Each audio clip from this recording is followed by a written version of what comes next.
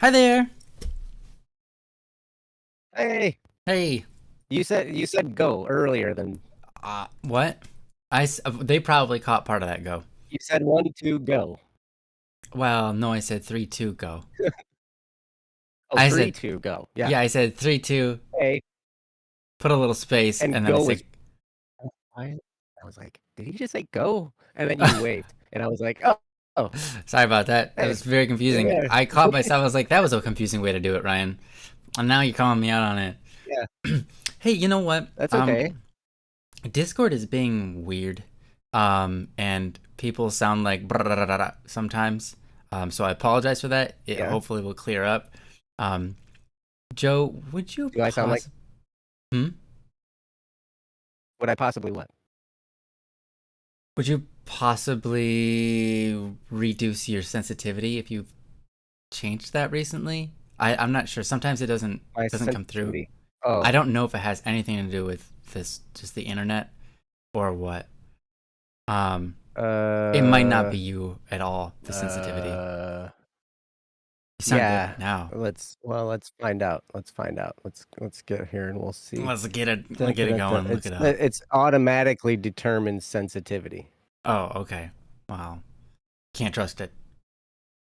I can't trust Can't it. trust it. Harvey Dent. Can't trust your Discord, man. Mm-hmm. No, they Do I keep still track sound of. like a robot? No, you sound great now. So I'm pretty I sure it's sound just great some now. kind of internet issue between us, but it comes and goes. So sorry about that, everyone who's listening. If it comes and goes during this show, I apologize. Hopefully, it will just not come back. Well, then you'll know my true nature is robot. Robot, Joe Robot. Robot. Not it's kind of like Robotnik. We don't It's call it like Robot yes, Nick. it's not right. It's Mm-hmm. robot. Mm-hmm. Make sure you put the emphasis on the correct syllable. That's right. That's right. All right. Well, Mm-hmm. um, Joe Bot. let's Joe let's Bot. Joe Bot. Oh, I like that one. That's a good one. Joe Bot. Mm-hmm. So welcome Welcome to to episode 29. episode 29 of Don't Worry Wednesday. If you're wondering why we just didn't ever do episode 29 and we're shuffling it in here. Um Oh. mhm. Yeah, we skipped that one about 200 episodes or 400 episodes ago. Who knows? Yeah.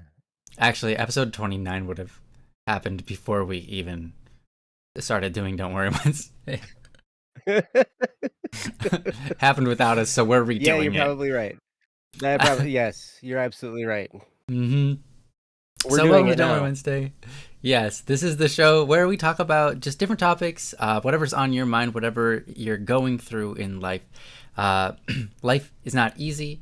It doesn't come with a rule book. You learn it as you go, and that's what we're here to help you. With it the best we can. We're learning as we go, and so are you.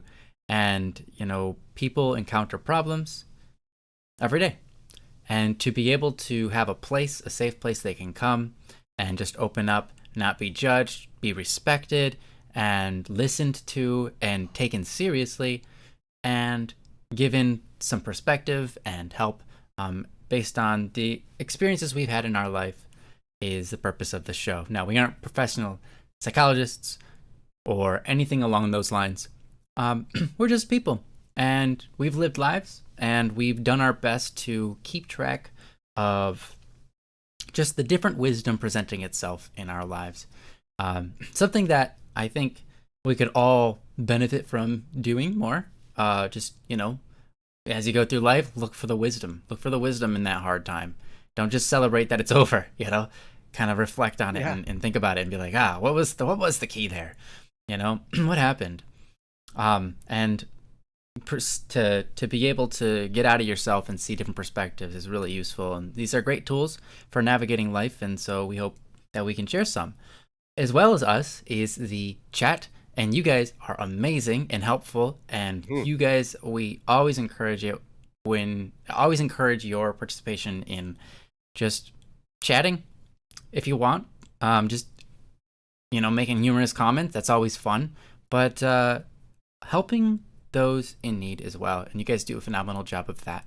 and I've always been impressed. Last week, some of you got a chance to be on the show with Joe, and that was really cool. I happened to be able to watch some of it, and that was very cool. And you guys were doing great. So it was great to see you guys be on the show. Maybe we'll get a chance to do it again. You guys were really respectful. And was that last week or was it the week before? Yeah, it was last week. That was week. Okay, yeah. Okay, good. Last week.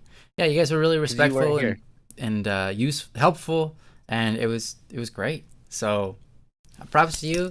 Way to go. All the Ryans out there who covered for this Ryan.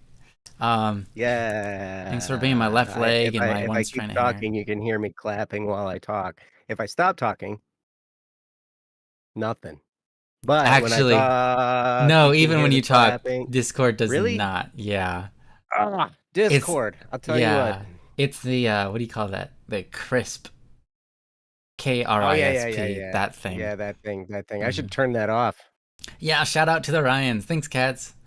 You literally shouted out yourself, so that's kind of interesting. Yeah, because you were one of them. Shout out to me. I love that.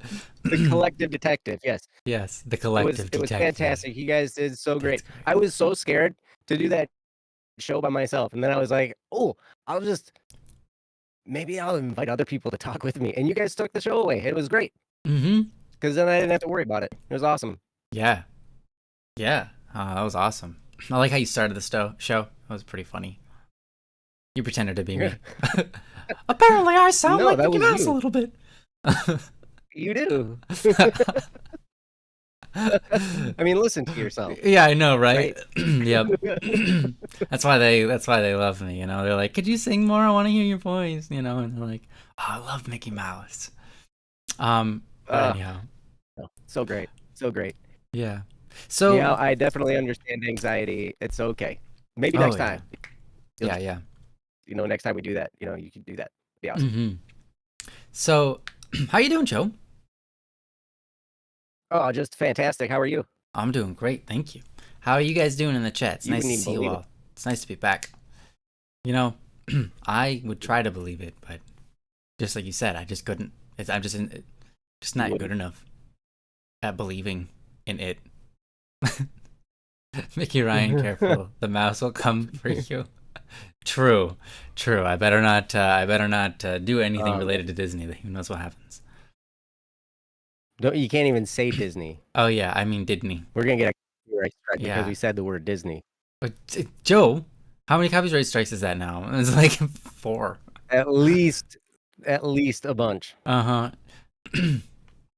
Don't do a Joe cam. Don't do it. You'll break your computer. Okay. Wow. Unfortunately, a little bit later in the show, when Joe's about to say something really important, we're gonna break your computer. Joe Bot. Yeah, Joe Bot. Joe Bot will break your computer. Yeah, sorry, Meow. Sorry. My voice is gonna sound robotic sometimes because Discord is funky. It's fixed now, but every once in a while, Discord's being weird to us right now, and the internet's. I don't know if it's an internet issue or what. It sounds like it. It sounds like a connectivity issue, and we've restarted the call, and it didn't fix it. So we just had to put up with it.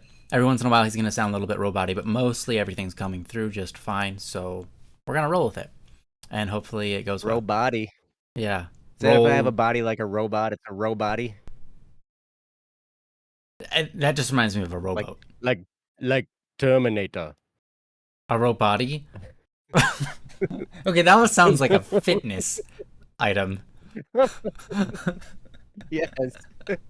I have a robody. Yeah. Do you have a robody for your Pilates? It's like a robot. Actually, it's kind of funny because my martial arts instructor used to call me a machine because when we would do the fitness test, I would just go and not stop and not slow down or anything. He's like, dude, you're like a machine. Yeah. You know, and I was like, thank you. I think it's okay. I don't know. I was like, I don't care how much it hurts. I'm going to keep going. Dang, man. You are awesome. It's like mind over matter. Yeah. Mind over matter, for sure. I mean, powering through. Yeah. It depends on what it is. Some things I power through like great. Like physical things, I'll power through great. Mental and emotional things, man. Depends. Well, that's the problem of mind over matter, right? Good call. Yes. Yeah. I never really Yes. thought about that, but that is, I guess, the problem with it. And it's like if you're having an emotional breakdown, and but it's like not maybe not anything to do with the reality around you, but you're just having it, and it's just like, well, now you can't get out of it because that's real now. Yeah. Well, and it affects the physical world you're in too. Oh yeah, for Like sure. it'll do that. hmm It's crazy. Because you It get all does. emotional, mentally all stuck, and then you're just like physically stuck. And like sometimes you just like, and yeah, I hmm can't do anything. Oh yeah, for sure. Happens Mm. to the best of us. And then you're firing off negative electrons, and the I know. quantum physics is like changing itself based on your attitude, and yeah, who Yep. And knows? I pity the fool. I pity whoever. I Okay, pity Mr. T. whoever has to receive a DM from me Ooh. in those moments. I'm sorry. Hey, J-Ho. Thanks for stopping by. It's nice to see you. I get that you can't stay, but thanks for stopping by. You're awesome. Um, yeah. So, what do you say we get on the show? Get on with the show. No. Okay. What would you guys like to do?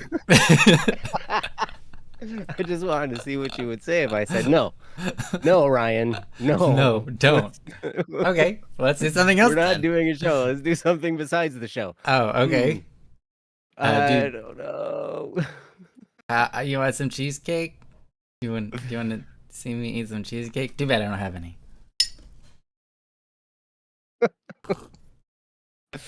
Oh my. Fun fact: I go back to school tomorrow. Well, I hope you have a lot Hey, of that's fun. cool.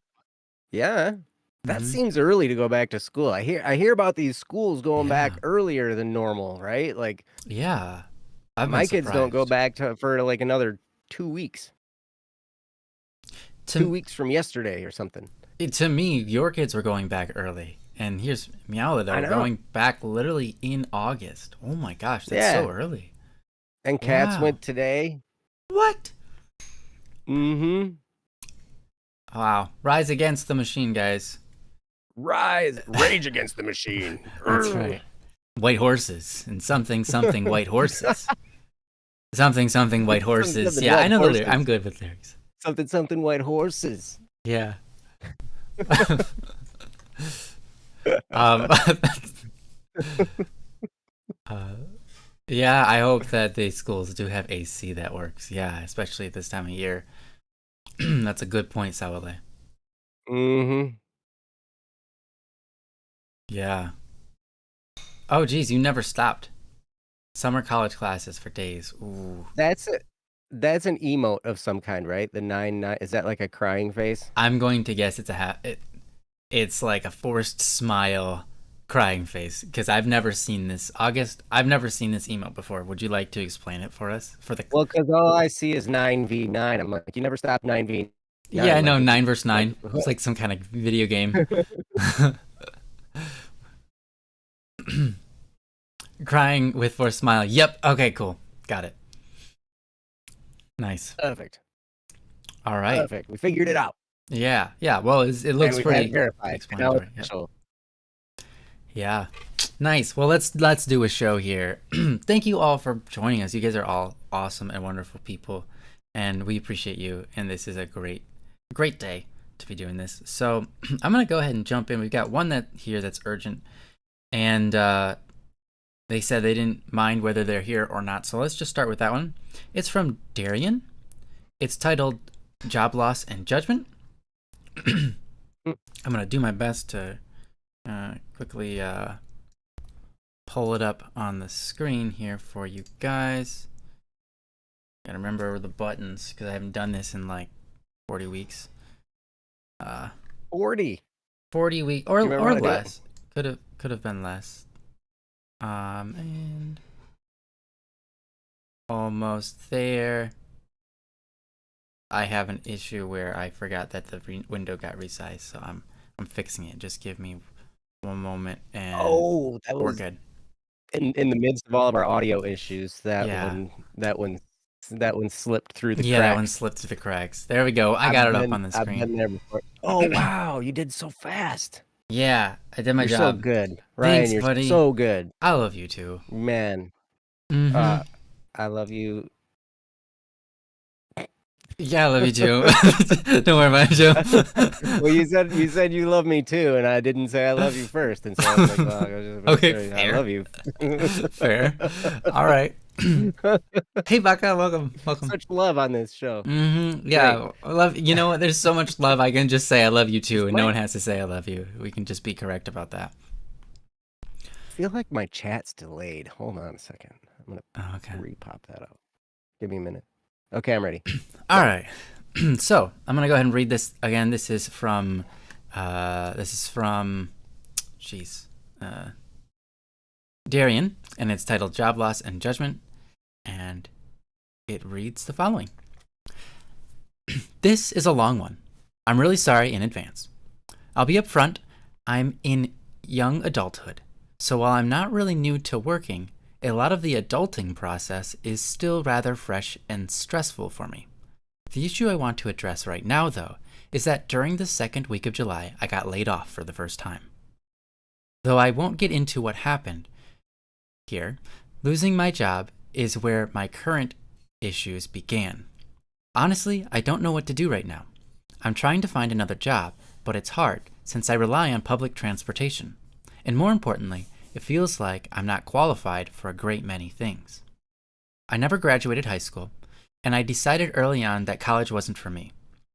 So now, here I am, not meeting what feels like a basic qualification, stuck trying to find a job with a decent pay rate so that I can make rent and cover living expenses.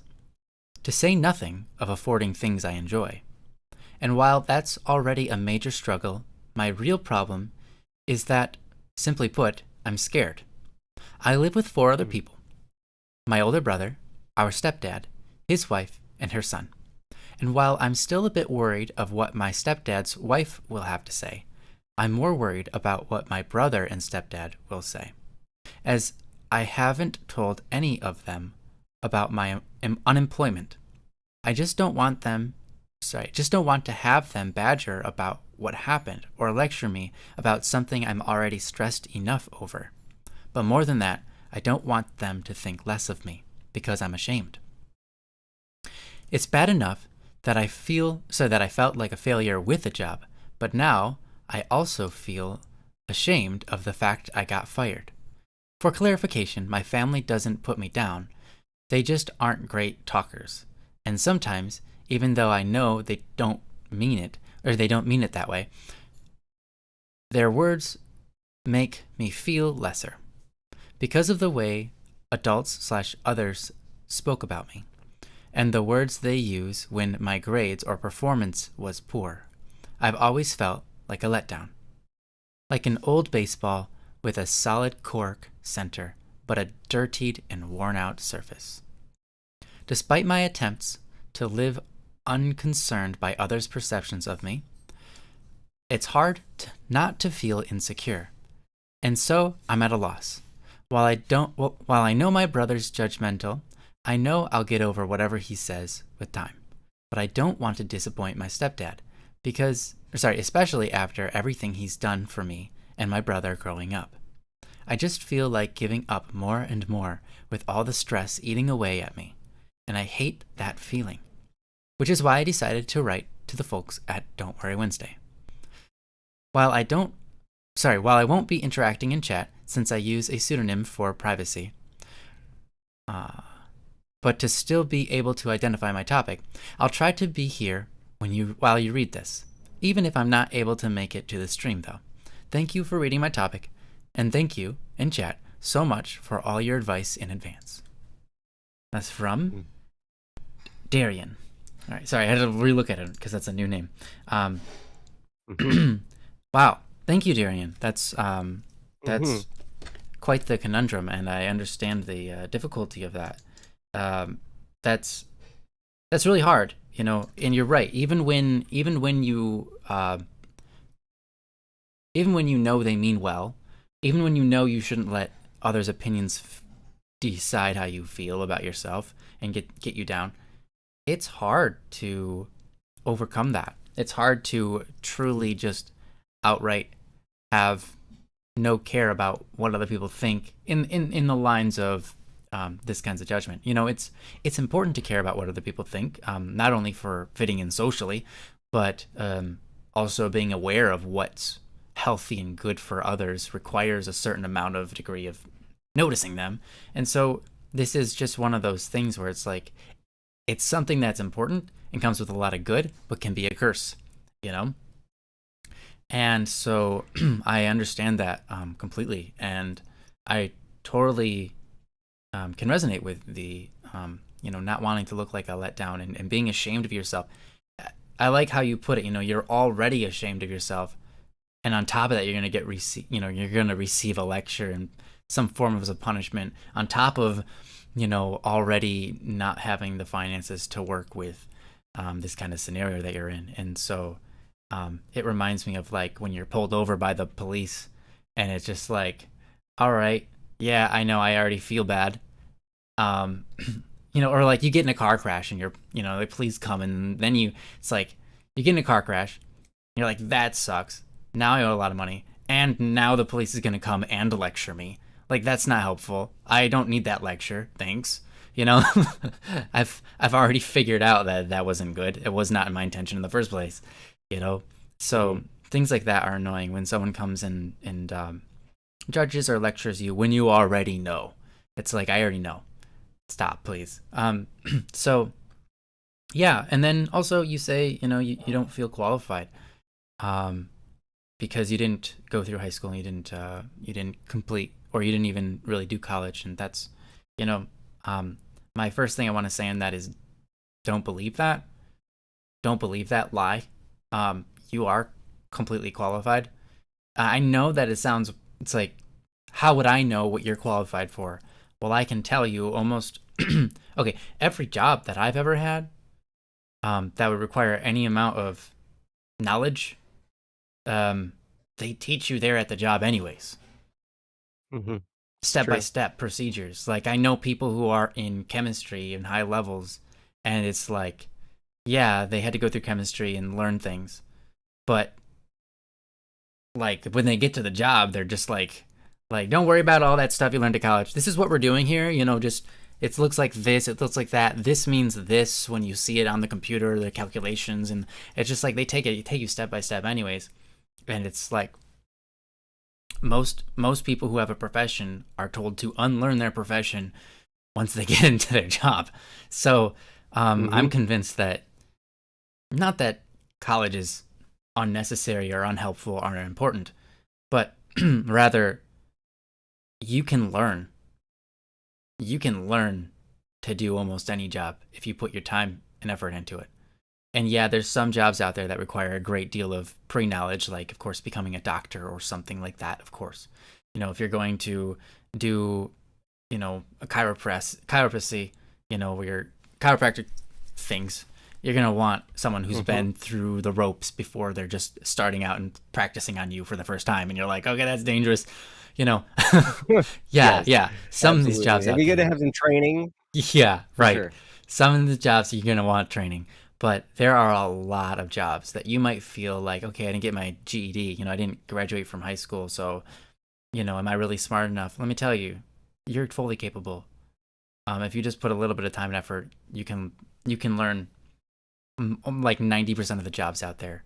So don't put yourself down. Don't feel like just because you didn't get a piece of paper that you'll never be smart enough to do those things. But with that said, I'm going to get out of the way. I'm going to go over to Joe, and I'm excited to see what he's got to say. I know he's got a fair bit of wisdom and experience when it comes to jobs and also putting up with judgment of how other people think of you. I mean, both those categories I know resound with him well, and he's been through it, and he's come out of it in a lot of powerful, strong ways. So I'm happy to give it to him and excited to see what he's got to say. There you are, Joe. All yours. Oh, well, thank you, Ryan. And Darian, thank you so much for the topic. And I'm sorry that you're struggling here. I know what it feels like to be unemployed. I know what it feels like to be fired. I know what it feels like to Man, I've lost all kinds of jobs in all kinds of different ways. It's pretty crazy. When you look at my job history, Ryan has known me for a lot of them, I think. Mm-hmm. But it's crazy because, let's see. I want to reiterate what Ryan says. Like just because you don't have a high school diploma or a college degree, it doesn't mean that you're not qualified to work a job somewhere. There are jobs out there. And, really the fact that you would be willing to work, that says a lot about you because there are a lot of people out there that just aren't willing to work. I know that there's my Steve, one of my best friends. He works for a property management company and he's also our company president at BSS. It's funny because our president still has another job outside of Mm-hmm. BSS. But um the place he works for, they hired a guy to come and work, and basically they're doing all these maintenance and stuff on all these rental properties. So like apartments and rental houses and all this kind of stuff. There's this big property management group, right? And so they employ a lot of people that will do maintenance or do rent collection, do all these kinds of different things, right? And so they hired this guy to come and, work. Bless you. Um, Sorry. Thank you. Ryan's over there, like Ryan's choking and sneezing at the same time off camera. Like, sorry. No, that's just the internet breaking up. That didn't happen. Oh, Don't it's worry the about it. internet. Oh, I'm Yeah, that was the sorry. I'm internet. sorry. Man, why didn't you put yourself on camera for that? That would have been great. Oh, because the internet was too strong. Didn't have time. Oh, gotcha. So anyway, so they hired this guy and he worked for like 2 weeks until his first pay period. He got his paycheck and then he quit in the middle of the day, right after he got his paycheck. He worked for a couple more hours and then he quit. He didn't say he was quitting. He just said he was done for the day. Then he never came back. Oh. And these are the things that employers deal with. Like I know that happens a lot in fast food. It happens at different other service industry jobs. So the fact that you would be willing to work says a lot about who you are. And, when you go into an interview, you can feel confident in that sense if you are willing to work. So, I can remember I was, the longest stretch of time that I've been unemployed was about 2.5 months, I think. I ended up had a job before I was in that stretch of unemployment. I was working for a company that was dying. Like this company was failing and it was going under, and it got to the point where the owner couldn't make payroll. And so we're just like, are we going to get paid like we're working? And it got kind of dicey, and it was a smaller company, and we were working and like not getting paid. And then I remember it came to Christmas time. It was like Christmas Eve. And we're like, okay, the guy owes me like 3 paychecks worth, right? Of money. So like this is gonna be good because Christmas, now I can we can buy presents, we can do all this kind of stuff for Christmas, da da da da da. And Christmas Eve comes and he hands us a check, and it was like for like a third of one of my paychecks. And he was like 3 paychecks behind for paying us, right? So anyway, like that whole situation just kind of got worse and worse. And then I ended up leaving because I'm like, dude, I can't work and not get paid. I might as well do nothing if I'm going to not get paid, right? Like I might as well go do stuff that I want to do rather than coming to work if I'm not going to get paid for it. And so I ended up leaving that job and then started my unemployment time for like 2.5 months stretch of unemployment. And it was hard. I Like, remember I this. remember Yeah. what's that? I said I remember that. Yeah. That was rough. Oh yeah. Especially because Yeah, you that was had like no money because of all the lack of payments before. right. Right. Now, luckily I got him to like pay me off before, um, so he got caught up as I was leaving, and he Mm. had given me a company laptop computer. to work with and everything like that. And so like I came in the office with with their laptop, and he sets down, he's like, I'm like, okay, so here's your laptop. Do you have final paycheck? And he's like, well, I can pay you like part of it now. And da da da da da. And so I packed up the laptop and I put it in my bag and I put it on my shoulder. And I'm like, okay, well, when you're ready to pay me the full amount, then you can have your laptop back, you know? And so right at that moment, he ended up cutting me the check. So he had the money. He just was facing all the other stuff. And then like a couple months later, they went out of business. Um, but yeah, so I was unemployed for a while and I was looking for jobs, and that can be like the hardest thing in the world when you're unemployed looking for a job. That's like a full-time job. You're on all the different websites, you're on all this kind of different stuff. And there's stuff that you can do. It's just what I don't know. I feel like sometimes we have standards in our minds about what kind of job we're willing to do. Mhm. And I remember getting massive judgment from some people in my life, in-laws. Um, but I ended up getting judged because they they were like, "What was that? Oh, that wasn't. You didn't see that. What are you Never mind. doing?" I I was saw trying that. to mute, and I clicked on my own picture, and it expanded it. Oh, gotcha. All right. So, my so I ended up getting all this kind of flack, right? About, oh, you don't have a job, blah blah blah blah blah, this and that, you're unemployed, rah rah rah.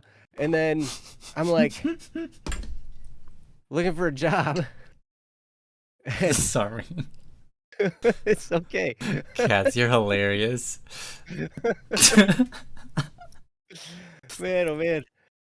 So I'm getting judged, much like you might feel like you will get from your family members and people living with you and all that kind of stuff.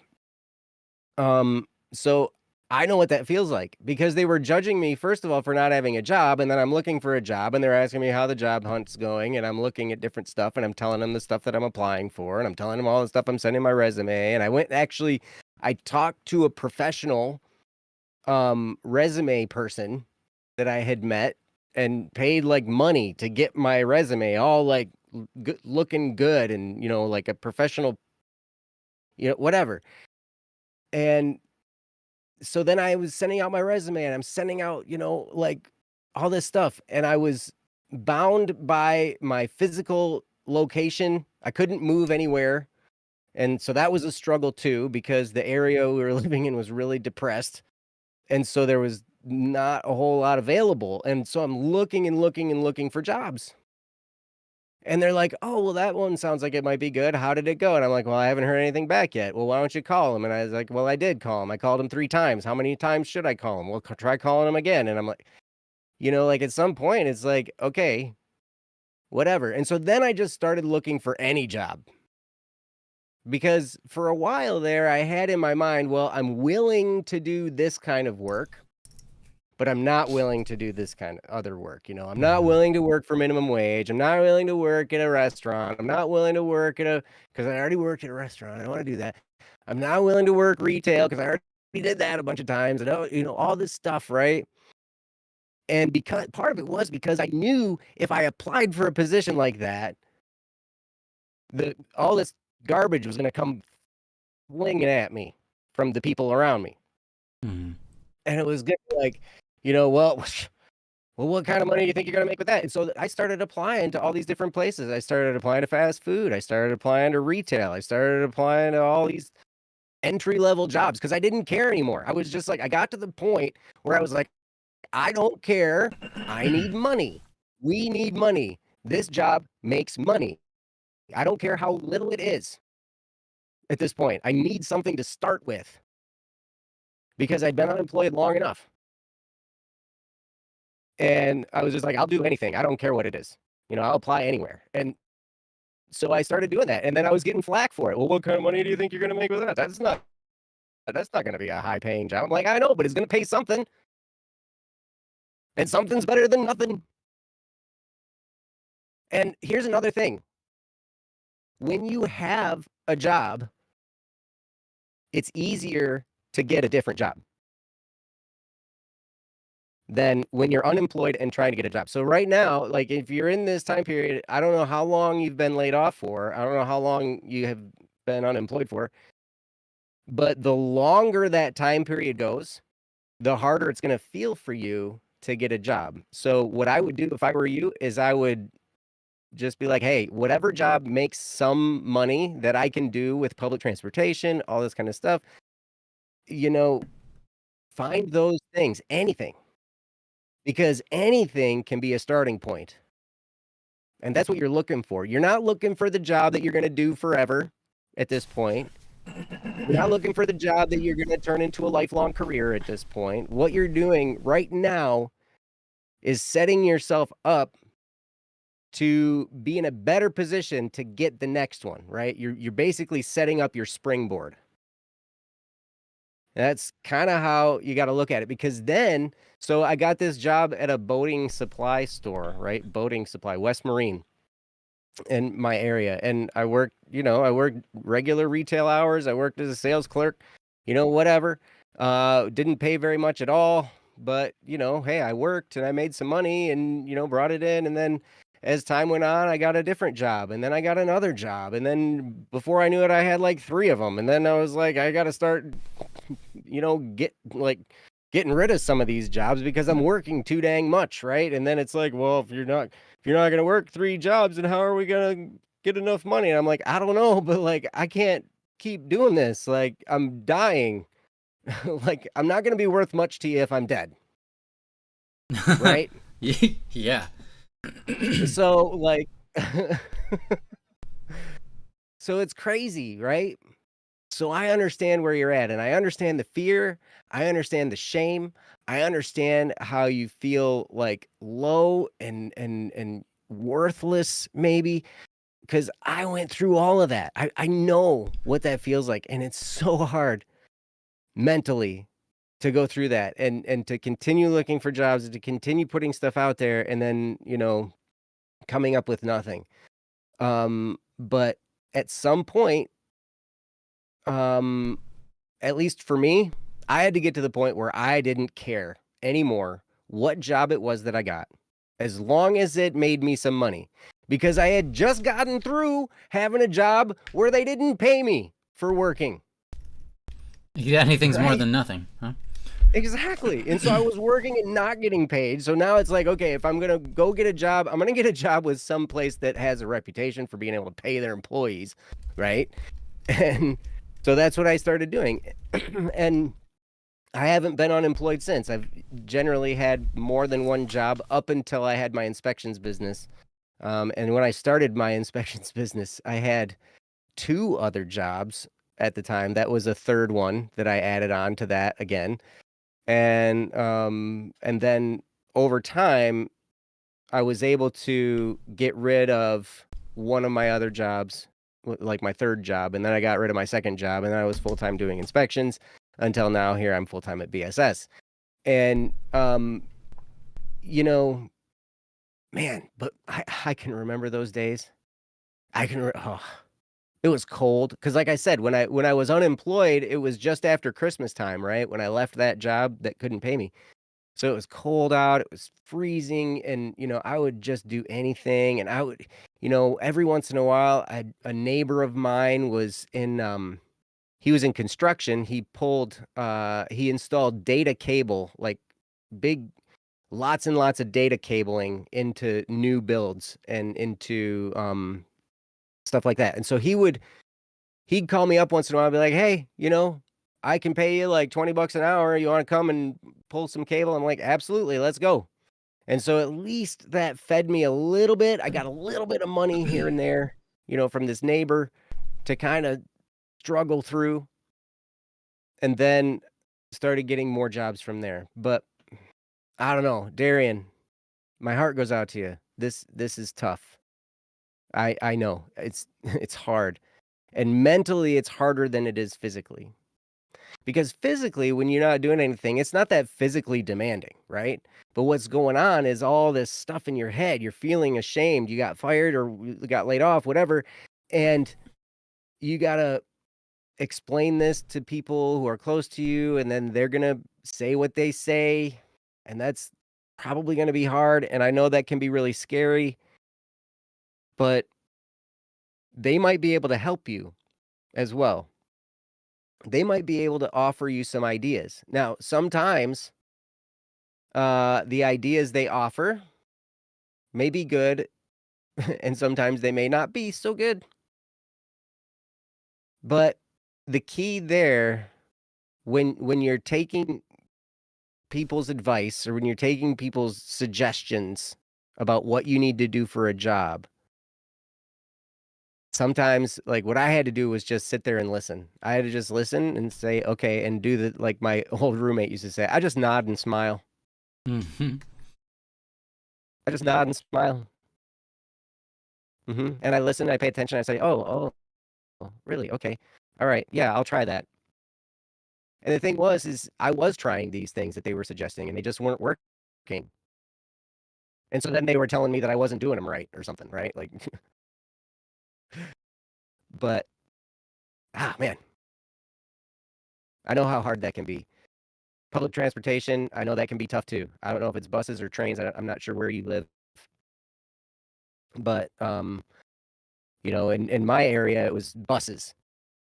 And so if I ever had to do public transportation, what I would have to do is probably get to the bus stop an hour and a half before my work shift started so I could make the one bus to the next bus stop and pick up the next bus to get to the next one and then that bus to get me to the place, which was then like a 20-minute walk from the bus stop to where I worked at. Right?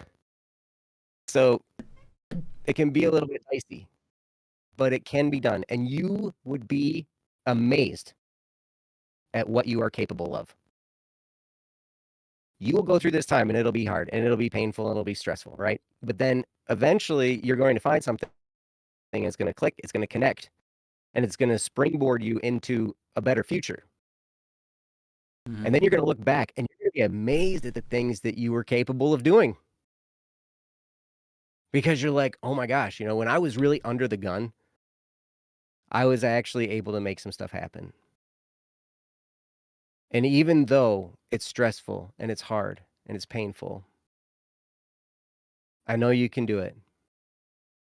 I know you can make it. And I'm sorry. And I'll tell you what, Darian, if you want to reach out to me on Discord, you can. I'm at plebnub on Discord. And feel free to direct message me if you want any encouragement, you want to talk about this further, whatever it is you want to do. I'd be happy to listen. I'd be happy to, talk to you about it. 'Cause yeah, I know how hard it can be. And I know the kind of encouragement that I wished I would have heard while I was going through that. And it can be pretty bleak. But anyway, now that I've spouted off for a little bit, I'm going to turn it back over to Ryan, and I'm going to let him take it because he's obviously wanting to take over with his jump scares and all that kind of stuff. So No, sorry about that. Yeah, thanks. I've been saying Darian, maybe it's Darian, I don't know. Darian kind of makes sense too. But Okay. either way, I really like what Saule said. I'm sure you're reading chat as you kind of mentioned, but yeah, just because you didn't pick up your school education, etc., doesn't mean you can't learn, right? And that's really important. And you already sound very smart just based on your writing. I remember I was reading through this before the show to proofread it, and I was just like, man, this person knows how to write. This person knows how to use their punctuation correctly and so on and so forth. And I was like, dang, that's awesome. It's good to see. It's good.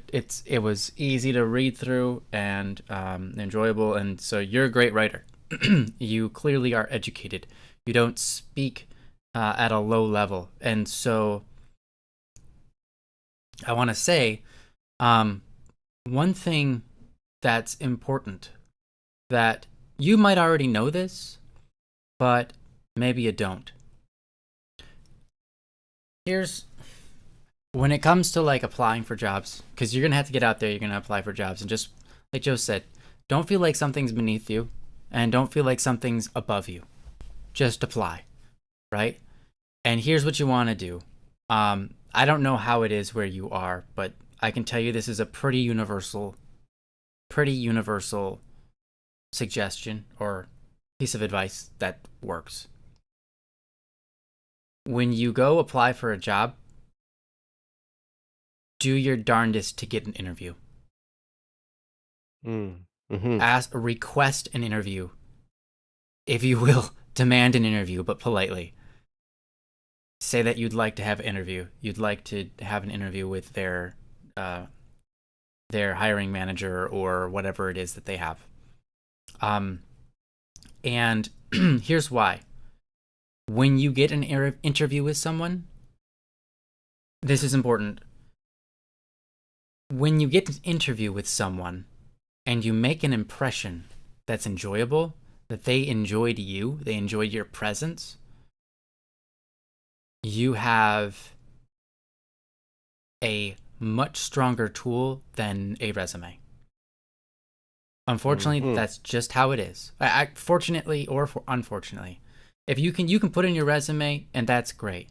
But if you get to sit down with someone and have a chat with you and just enjoy each other's company, like literally, yes, you're applying for a job, but if you make it about making a friend, if you sit down with this person and you're just like, hey, they're asking you questions, you're being open, you're being friendly, you're asking them questions back about you're just entertaining different thoughts and making a conversation with this person like they're a friend, you are probably going to get that job. If you don't get that job, they'll keep you on their files. Basically, I remember when I had no job.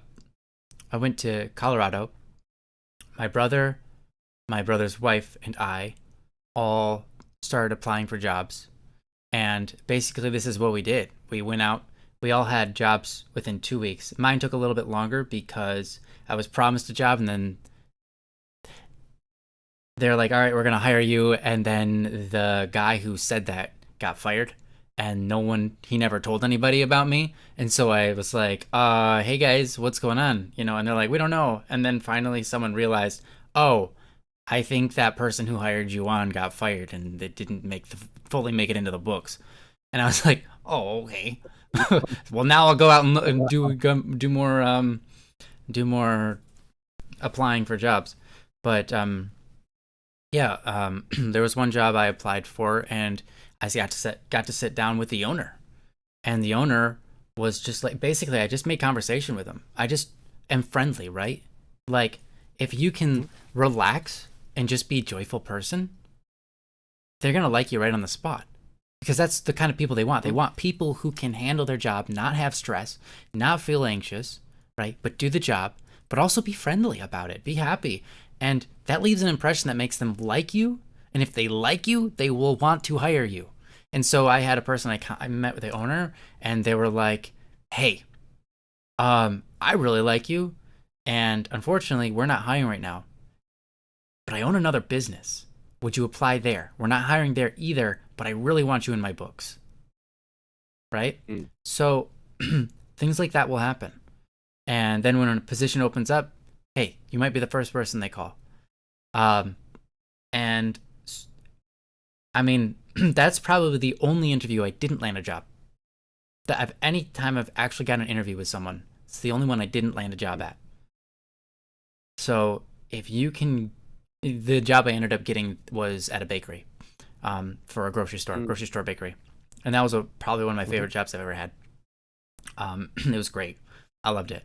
It was, some of it was like, if the hours were really weird, but just, I loved it. It was great. Good people. You're okay with weird hours. Yeah, I can work any hour. It's fine. I'm on weird hour schedules anyways, so despite yeah. So I make my own schedule and it's just weird hours. So yeah. Yeah, but I know I kind of overtalked it, but my point is, land the interview. Make the interview a thing. If you can request an interview, your chances go up immediately a lot. And if during that interview you can just make a friend, You don't have to impress them with your past work experience. You don't have to impress Mm-hmm. them with your knowledge. You don't have to impress them with your talents. You don't. You just make a friend. I'm serious. It works. Mm-hmm. That's weird, isn't it? But that's the truth. Why? Because True. most people know anyone can learn this job. They just want the right person. And the right person is Mm-hmm. someone who is friendly, someone who made an impact on them that made, them have a good day. And so if you do land an interview, keep that in mind. It's not about impressing them with your past work experience. It's about just Mm-hmm. chilling with them, hanging out for a second, making a friend. Mm-hmm. So you like your school system, like even if you're completely honest with them and be like, yeah, I didn't graduate high school because blah blah blah blah blah, and you can tell them a story, they might find it incredibly relatable, Mm-hmm. especially people who own jobs. Because I'll tell you what, a lot of business owners dropped out of college or didn't finish their Mm-hmm. GED or whatever, were told that they weren't good enough. And they said, you know what? I'm an entrepreneurial type. I'm going to go out and make my own job. And they doing it, right? Yep. So even if you like just say like, hey, I'm going to be honest with you. I didn't finish my GED, but I'm willing to learn and I try hard, you know, and you just try to make a friend. You relate to them. They ask you a question. Be relaxed, laugh at things, have fun. And it makes a huge difference. So um, that's my best advice ever for anybody who's trying to land a job, especially when you're in a tight situation. And I get it, because like I really need this job. Yeah, I get it. You really need this job. The pressure is on. So now how you perform in your interviews is even more impressive. If when the pressure is on you to get a job and you're low on income, and yet you still have the ability to be chipper enough to make a friend on the other side of that interview, right? That to them is a witness to how you're going to perform in the job when the stress is high. Mm-hmm. And you can be honest about these things. You can tell them your story. You can be like, yeah, like I got laid off. You know, and we're just kind of, I'm trying to make ends meet, and it's kind of hard. So here we are.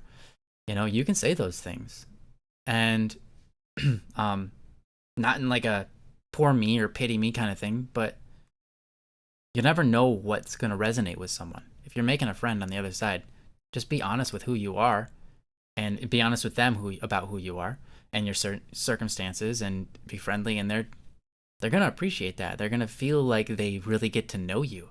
And when they get to know you, that's a connection that makes them remember you and want you in their company. Mm-hmm. Want you to be around. The problem with a resume is they look at it and they go, well, I don't know this person. It's like, how did that make an impact on you? It's like you have like 14 different resumes you're looking through, and you're like trying to pick one. And you're like, it's all just numbers, basically. It's all just people telling you, I don't know any of these people.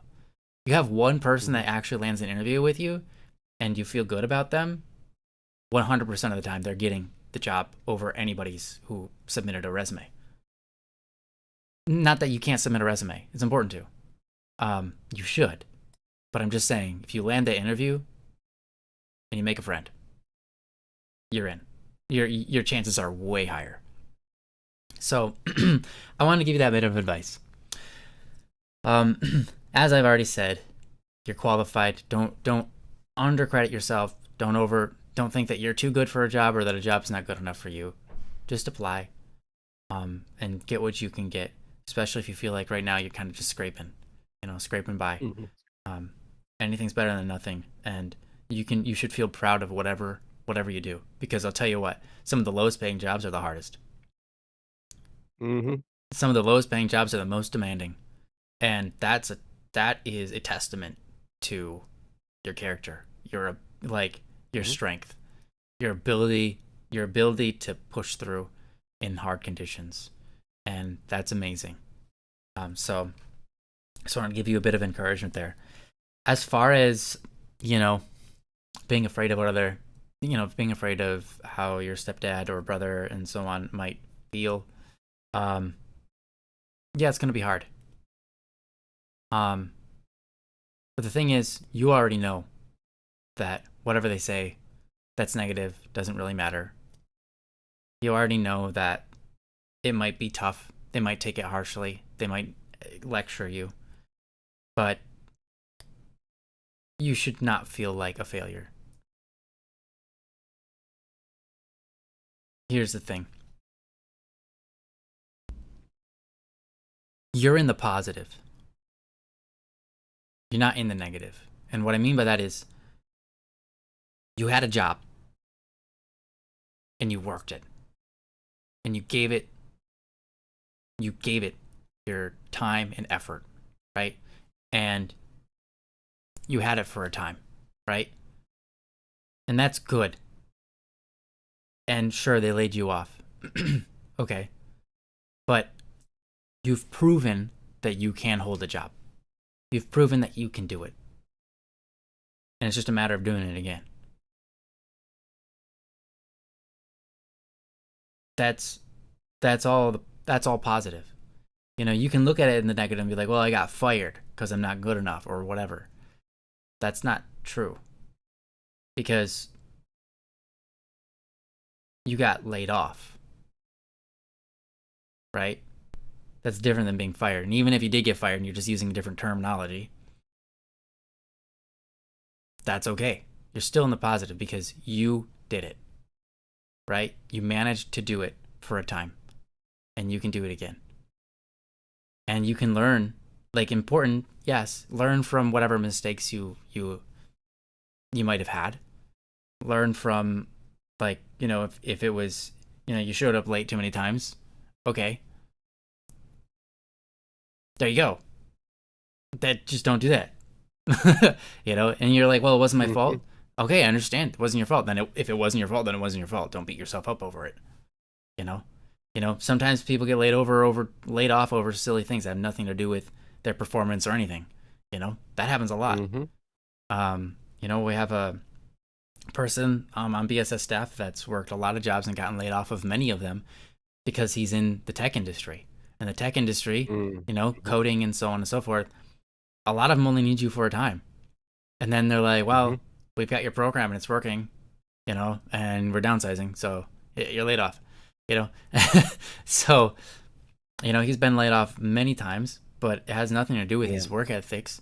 He's a hard worker and he does a great job and he's qualified for everything he's done because he's proven that he can learn. He's been in many jobs where he didn't know the ring of it. He's applied himself to the job of certain technological requirements that were above him. And then he's gotten the parts and he's learned and he's performed well and they are appreciative of him. And when they got laid off, a couple months later, they asked him, hey, can you come back for us? So, you might be in that position. You never know. Well, I don't know. Maybe. My point is, you have something to be proud of. Don't beat yourself up over getting kicked out of something. Because here's the thing. If you never did it in the first place, then you would be at 0. Okay? But you did do it. And then they kicked you out. So you're at least at a positive. Right? So it's you're 0, you didn't do anything, you never did anything for 10 years. Okay, 10 years, your amount is 0, right? But if you got a job for over those 10 years, you had a job for 8 of them, well, then you're plus 8, And then here you go, the last 2 are 0, right? But that's still, the total is plus 8, right? The total isn't, you don't go, oh, I got fired, therefore I take away points. You being fired has actually nothing to do with you because you can't fire yourself. That's called quitting.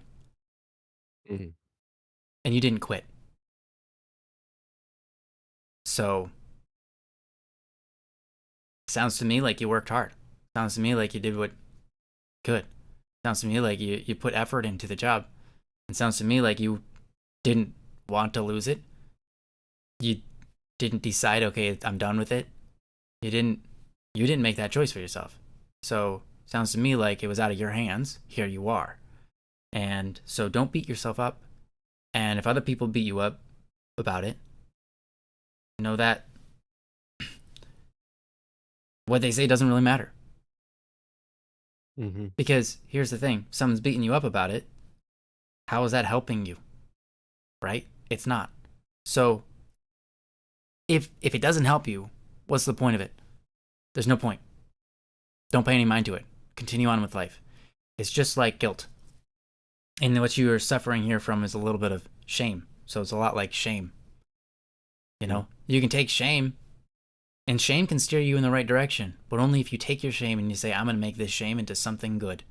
I'm going to take this shame and learn from my mistakes and move forward.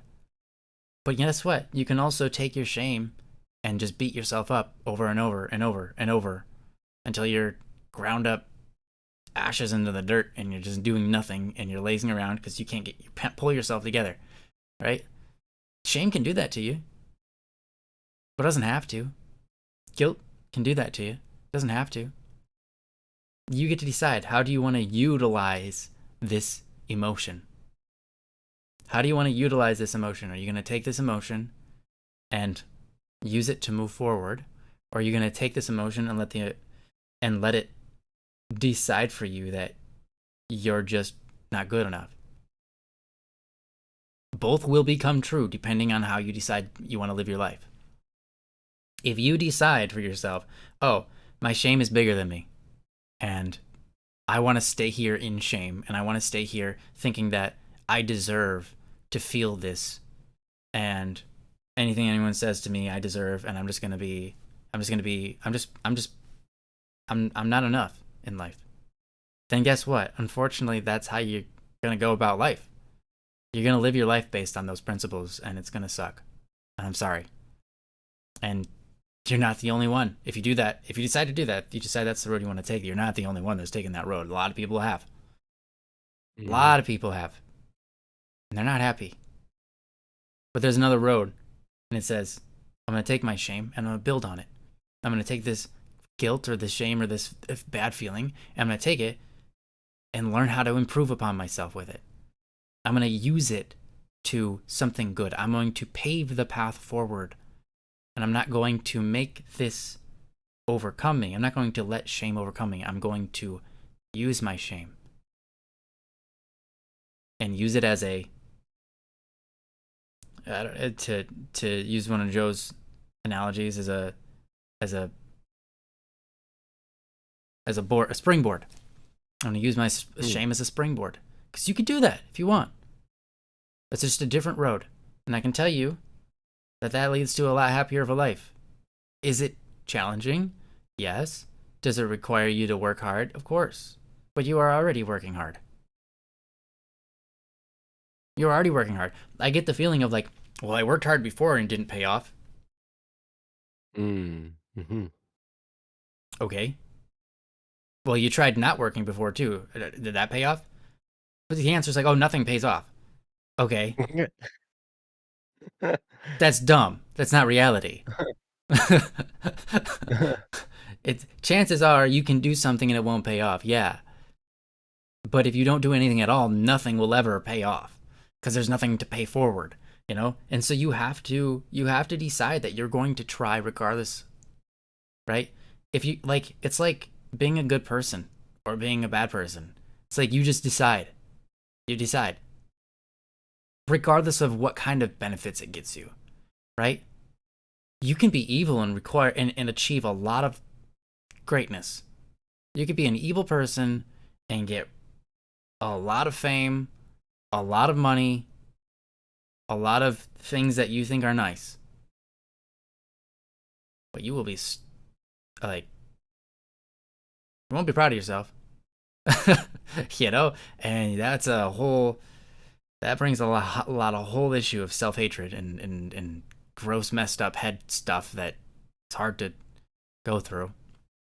But sure, you could do that. Or you can decide you want to be a good person, regardless of how much money it makes you. You're like, I'm going to be a good person even if I get broke. I'm going to be such a good person that even Even if I end up homeless, without money, without anything, without food, I'll be proud that I'm still a good person, right? That's the kind of good person I'm going to be. And guess what?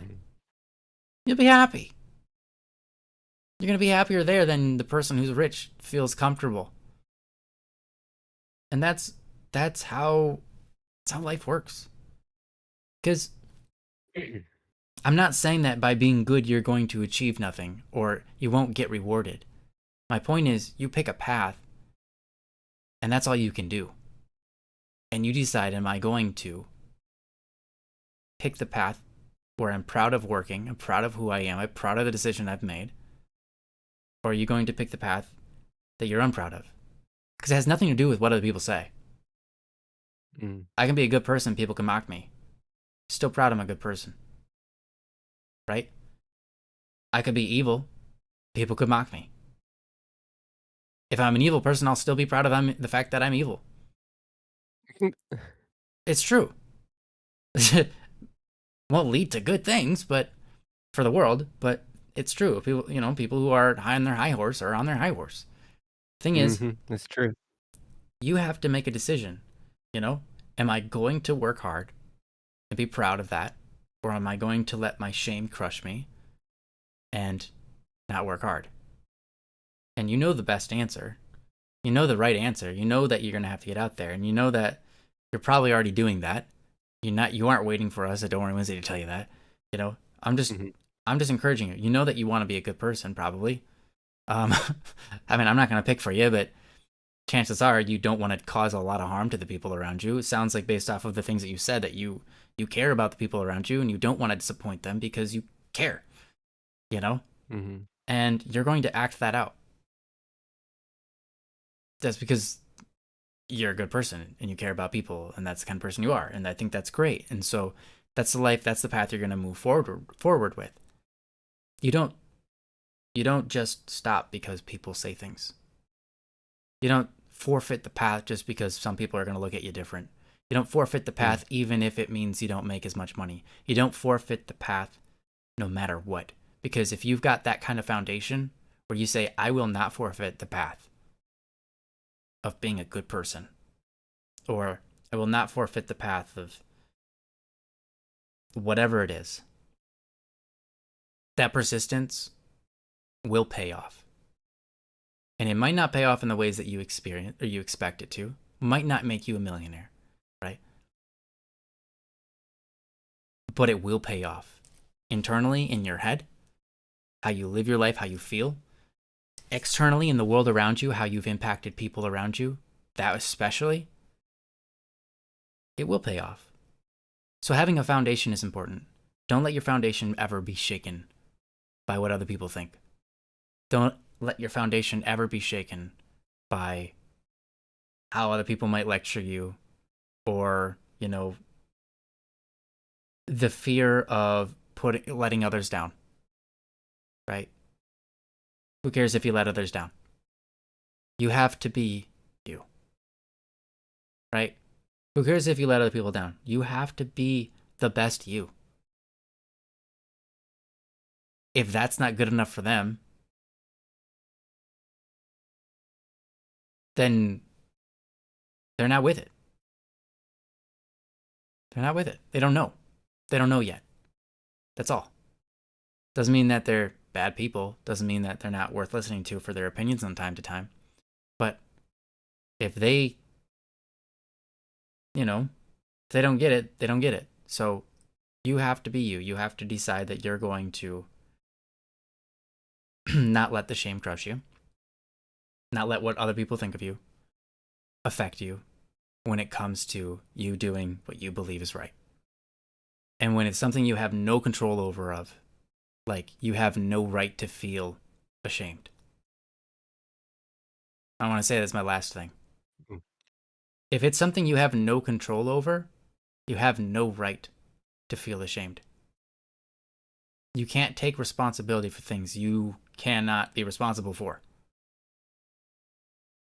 You'll end up crushing yourself, right? Like, if a light bulb goes out because it's faulty, I can't beat myself up over it. It doesn't make I sense. can. Yeah, you can, but it doesn't make sense. It's not helpful. I've, I've done it. You've done it. Yeah. Oh, that light bulb went out. I am such a loser.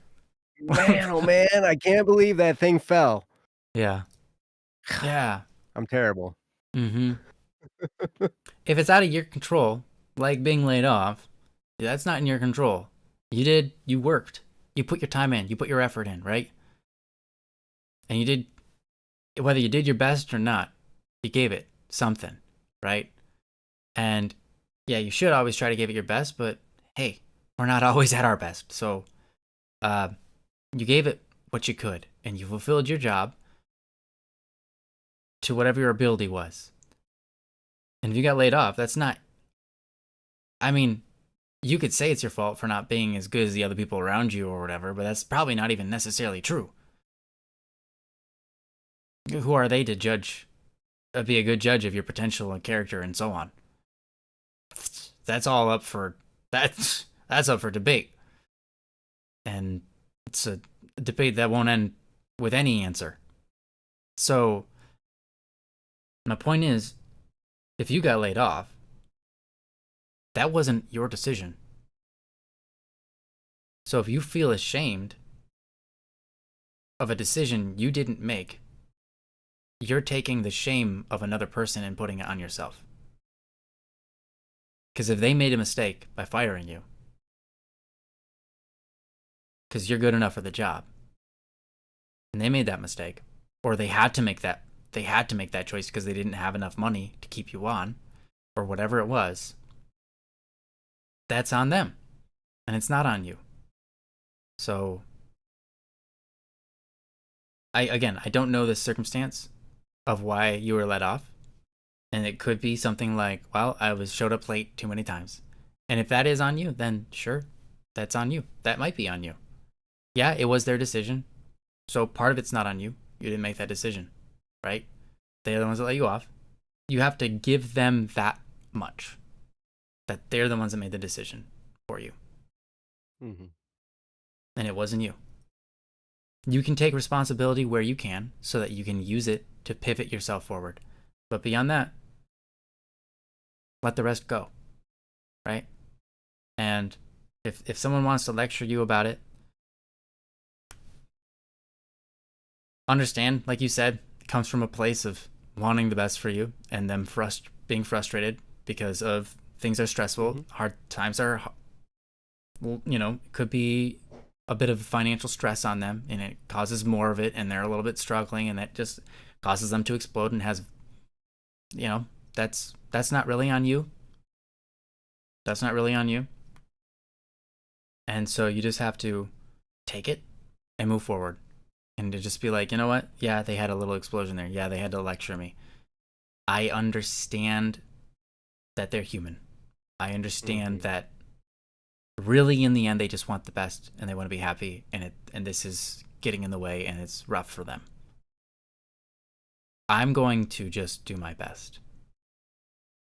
Just like I was going to do regardless of whether they were going to lecture me or not. I'm just going to do my best. And that's all you can do. And if you have that determination, if you have that perseverance, if you have a good foundation, you will transform the world around you. And you really will. You really will. You think that, you look to the people around you and you notice how much of a difference they've made in your life. Yeah, and you made that point already clear, about your stepfather. And that's awesome. That you can recognize that and you can be thankful. That's huge. In order to change people around us, in order to have an impact on people around us, there's a certain amount of fortuitousness that's required. There's a certain amount of having a good foundation of just being able to deal with the hardness and deciding you're going to be you and good and not explode and so on. It requires a bit of strength, and you'll change the world around you. You really will. You'll notice people are inspired by you. People are moved by you when you're that kind of person. And sometimes it takes times like these, times where you hit a low, times where your back is against the wall and you've got a lot of stress from your peers and from finances and so on. Sometimes it takes those moments to forge the person that will change other people's lives in the future.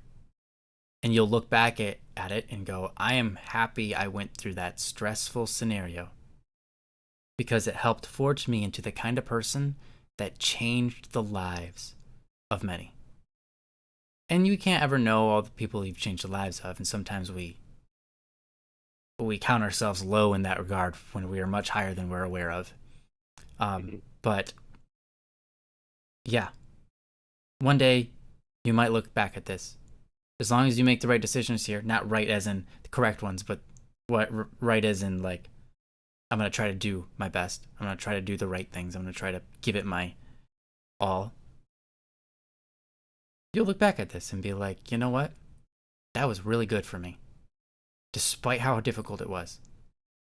It forged me into the kind of person that can make an impact on other people in a good way. And now I can be maybe a little bit more like my stepfather in that, like, you've made an impact. That's good. And people have relied on you. People feel confident in their reliance on you and that you're not going to let them down. And that you truly love them and that, you know, it's that you're great at being a good person, you know? And so, yeah, that's what I got. I know I've overpreached it, but I feel like those are important things. And that right now you're going through a hard time. But it's important to see a little bit of the end game while you're going through it. For that encouragement and recognition of like, hey, these are things to look out for. Along this journey, there's wisdom. Along this journey, there's some fortification happening in your heart and your soul. Along this journey, there are good things. Don't count it all as curses. Because your curses are a blessing. If you decide you want to make them that way. You could let your curses be curses. Everything's yin and yang. It's true. The more I live, the more I understand. I'm sorry for cutting you off. Oh, you know, I'm done. Go for it. But I was what gonna you give were it to you. saying is like, it was crazy. Everything is yin and yang. Everything has light and dark. Everything has good and bad. There's hardly anything that's just neutral, or maybe everything is neutral and has good or bad that can be derived from it, right? Because even a really horrible experience, something good can come out of it. And even a really, really great experience, something horrible can come out of it, right? And so like everything kind of comes prepackaged with good and bad stuff in there, right? Now here are a couple things. I'm not going to go, we've already talked about this topic for a while, so I'm just going to leave you with two things. And they're things you don't want to hear right now. I promise, because I didn't want to hear them when I was going through it. Okay? But one of the things that I heard, and that's absolutely true, is that getting fired may be the best thing that happens to you. Or getting laid off or losing a certain job might be the very best thing that can happen for you, because that thing that you were holding on to may have been holding you back from something better. Now, I didn't want to hear that because it's a painful time. But I want you to tuck that back in the back of your head, okay? So I know you don't want to hear it. It's okay, I understand. But that's absolutely true. I've found that that's true. The other thing is, like Ryan was just talking about, these things, what's happening to you right now is building you. Now, right now, it feels like it's cutting you down to size, and it feels like it's painful and it's hurting and all this kind of stuff, right? But you go through enough stuff like this, and before you know it, you have a little bit more posture with other people, and you have a little bit more confidence. You have a little bit more stank on your, like you just like, hey, man. I remember like after I'd been through a whole bunch of this stuff, I remember a boss telling me like, I did something at this, I was working at a car wash, and like I was, the boss guy, is like, he didn't like something I did, and like some way I was cleaning or whatever. And he's like, oh, I'm going to have to write you up. I'm like, what? You're going to write about me on a piece of paper? Okay, write write stuff down, whatever you did. And I had to tell him, he's like, well, but that, that's disciplinary action. I'm like, look, I know what you're doing. You have a certain policy that says a certain amount of write-ups means you can fire me and not have to pay me unemployment. So write about me on your piece of paper. I don't care. And like you kind of just get that little bit of attitude, right? Where it's just like, you know what? What are you gonna do to me? I've been through so much worse. Oh no, you're gonna write about me. Yeah, right? Like, but these, Mhm. but you don't get there without going through the tough stuff, right? You gotta. It's kind of like the prerequisite. And Myung Leo said some stuff. I think it might be good to tell your family about it. That way, it's you telling them and not them getting it out of you. And you could mention how you're working on getting another job. I feel like usually people are more understanding of things if you come to them and tell them instead of them questioning you to find out. I think that's absolutely true. I think that's a good thing for you to get out in front of. And even though there's going to be kind of might feel shameful, whatever, and you just say, hey, you know what? I lost my job. I'm not exactly sure what I'm going to do, but I could use some advice or maybe some assistance or some whatever. Like you can talk to them about it, but I would tell them.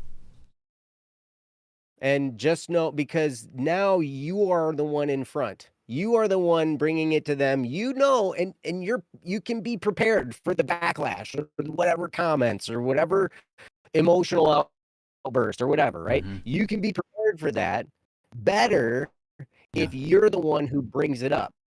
Mhm.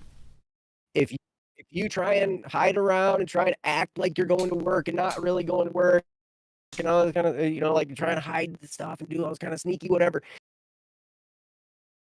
it's going to be even harder when they find out. Mhm. And it's going to happen, right? So sometimes you just step up and you just say, hey, I lost my job. Yep. It's not the end of the world. I'm going to find something else, but I'm looking. And if you have any ideas, I'm all ears, right? Something like that. But anyway, I just wanted to leave you with that, Darian. Mhm. I know this is a tough time, but stick some of that back at the back of your head. This is your proving ground for like totally kicking butt in the future Mhm. because Yep. you got through tough stuff. And then the other thing is, this might be the best thing because this might open a door. Because they always say, when one door closes, 25 more open or however many more open, right? I was like, I hate that phrase. It's corny, but whatever, right? Like, here we are. It can definitely be true because your life is going to take you on a path, and maybe that was a dead end. And now you're not on that anymore. So, Mhm. anyway, I love you. Feel free to reach out on Discord, plebnub, if you want to talk Mhm. about it. I'd be happy to. Maybe you Yeah. don't want to talk to me now that I got all fired up about it. Yeah. Who knows? You feel free to message me, Steady P. I don't know if to tell you anything more than that. Um, no, it's just Static P. No dash or anything. Um, but yeah, I really like what you It said, says there's Joe. a dash. Huh? Is there a dash? It Well, says I there's don't a know if there's dash. a It says dash or not in at the. static hyphen P. Is it static hyphen B? Okay, I don't know what it is because I mean, you know what I'm going to do? the at Watch is this. different. Anyways, I just wanted Oh, to reemphasize something Joe was just saying. That Myanglios was saying basically, yeah, you're gonna want to tell them for sure, and you can disarm a lot of bad scenarios by how you present it. And so just being honest and saying, hey, look, I'm looking for a new job, and I'm already on that case, and I've been going out and applying to jobs already, and I'm on it. You know, you can disarm a lot because then they know you're already trying. Then they don't have to like scold you or lecture you about how you need to get out there and so on and so forth because you're already doing it. You know, so mm-hmm. you can disarm a lot of problems. Like, have you ever watched a movie and you're like, seriously? All this drama is so stupid. They just need to talk to each other. Like one phone call would solve this whole problem. Like this whole movie would be over in like 2 minutes if they just called each other and talked about it. You know, like that's movie, and movies are built on that drama. Don't let your life be that though. If you just like communicate, a lot of times that drama just goes away. And so, these are people that you trust. You know, they're your family, and so who else? Who's better to tell than them? You know, so feel please if you haven't told them already, make sure you do tell them, and make sure you do it with sincerity and kindness and openness to hear what they had to say, just like Joe said. So thank you so much. Thank you so much. This is a great topic. And I hope that we did it justice. I hope that you feel a little bit more confident going out there and attempting to solve this. So our hearts with you, and we appreciate that you would come on here and share this with us. You know that you're not the only one that's gone through this. Obviously, you have your own. You live your own life. It's going to be specific to you, but these scenarios aren't rare. And so know that people have made it through this before, and I believe full well that you're capable of getting through this too. Even just on your writing skills alone, you speak well, and you write well, and you're smart. So don't cut yourself down. You're smart. So anyways, thank you so much. You're awesome, Darian. Thank you. Mm-hmm. All right. Sorry we spent so much time on that, but we have time for another one, of course. Yes, we should do Frixes Okay, Fricks. about setting boundaries. Okay, let's do it. Thank you for giving that. Yeah, we should. Well, I'm looking at the no preference, Mm-hmm. and I don't see very many no preferences. Yeah, And that one's been sitting here for a little bit. Yeah, July 16th. It's a little bit old. Sorry, Fricks. I didn't notice this one here, so I'm sorry. I haven't been around to do it, I guess. But setting boundaries.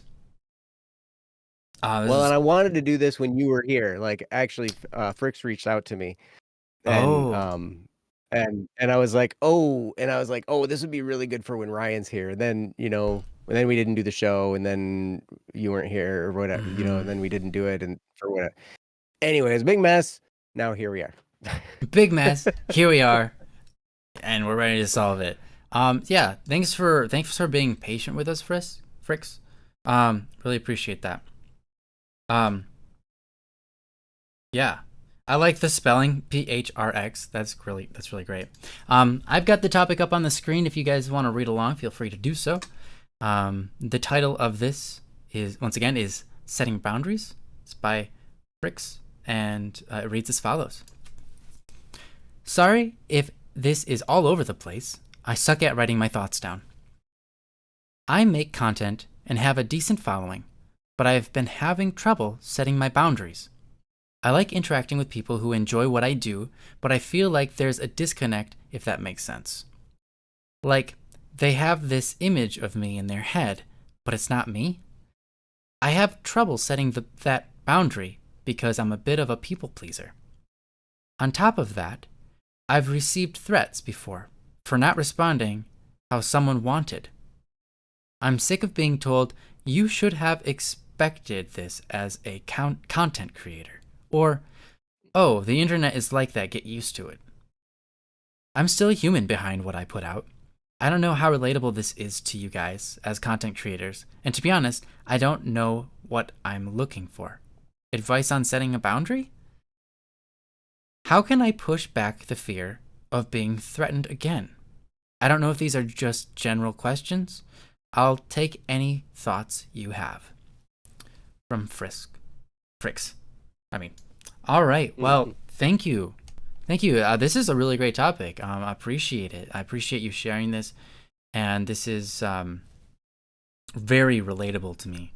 I have a tendency to be a people pleaser as well. It's in my genetic makeup, if you will. Not genetic, but like personality. It's really in my personality to be a people pleaser. I'm a phlegmatic, if you know what that is. Basically, I'm super chill, And as long as everyone's getting along, everything is awesome and just laid back. I don't need, work, schmirk, doesn't matter. Just like as long as everyone's getting along, I think our day's great. Two people getting a tumble, But it's a bad day.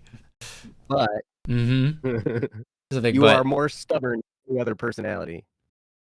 I am more stubborn? What? Yes. Yes. There is no one that can out-stubborn a phlegmatic. Oh, that's true. No one. That's true. That's true. That tends to be the Because case. you just stop. Yeah. That's true. we're It's kind so of like the kid. Yeah. It's Yeah. kind of like the kid when they don't want to go anywhere anymore and they just like go limp and like drop all their stuff Oh on yeah, the ground. yeah. You know? That's totally phlegmatic. That's definitely true. It's like, well, I could always just not. Watch me not. Yeah. I'll just not all day. I don't care. I'll just not. I'll nod and smile and say okay and not. I'll just not. Anyways, so no, this is quite relatable, I especially. love you, Ryan. You're amazing. Thank you. Especially, I get it. Being a content creator, you're also a person, and you like to interact with the people on the other side.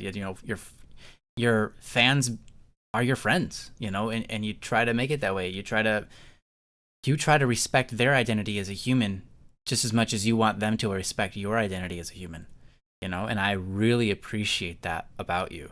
And I think that's the kind of people that we need as content creators. But we've bred a culture of people who, well, they're sort of oblivious to it, I suppose. And so here we are, and sure, I think we need to fix this. And it's only fixed by you attempting to do it right, and you doing it right over time will have an effect. But yeah, it is a touchy thing because, I mean, one thing that for me especially is like when you start opening yourself up to these people, you're introducing them to your life, and then you make friends, and then you realize you don't have enough time for all these people, and then it becomes scary because then it's like, well, I don't want to put myself out there because I know that if I do, 100 people are going to expect for me to be their best friend. And I don't have time for that, and I'm going to let everybody down.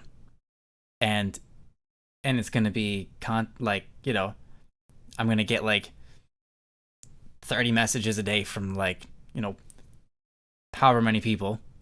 And then like 10, 15, 20 people every day, and you're just like, well, I can't keep this up. And I don't want to be the kind of person that has to choose between people. It's like, oh, you're worthy and you're not. It's like, no, you're all worthy. I just don't have the ability. I don't have the time, and it sucks, right? So I don't know if you've encountered that problem, but that's right along the lines of what you're saying here. They expect something from you, and they're telling you, certain things about how you're supposed to behave and so on. And yeah, people do that. So part of this is breeding the right culture beneath you. How do you do that? I think that's an important question we can answer here. You kind of left this open-ended, so we can talk a little bit about how do you influence your culture, your own personal culture, because you have a following. So therefore, there's a technical cult behind you, not an occult, but a cult, a small group of people who are following you, and so you set the culture for the cult.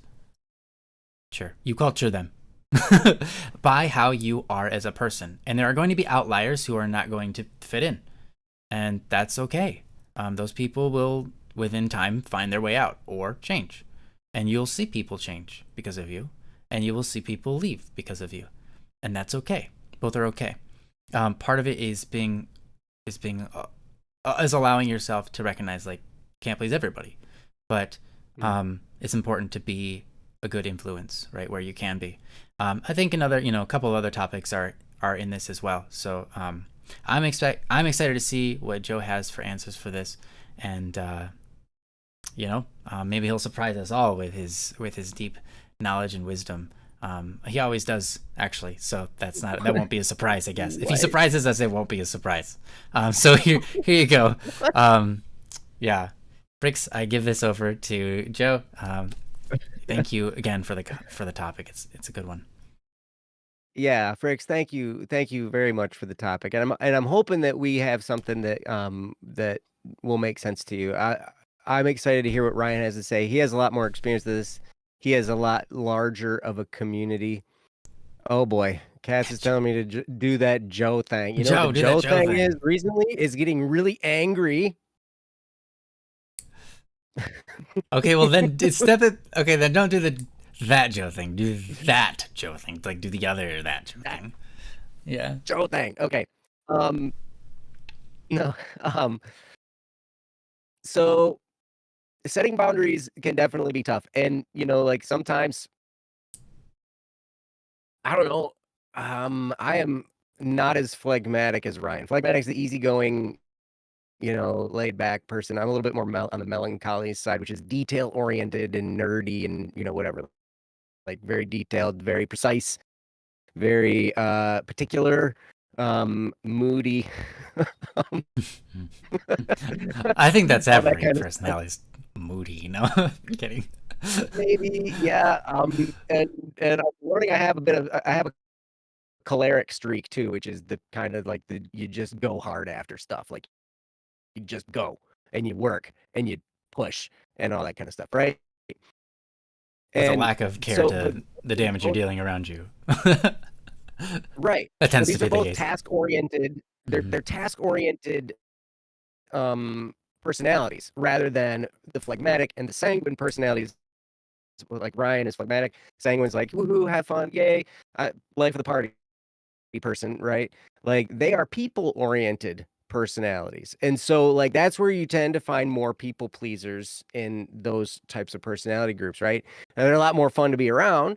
They're a lot more like if we have stuff to get done, like Steve's very choleric and melancholy as well. And so like when we get together, we work and we love it. We get stuff done and it's great. And we don't care what anybody looks at us. We'll go get ourselves all covered in concrete and dust and dirt and all this kind of stuff. Then we'll go to the bar and get a burger and a beer and, some fries and not care what anybody thinks of us. And if they look at us funny, it's like, what? We've been working. Leave me alone. Right? Like, so that's kind of like the attitude.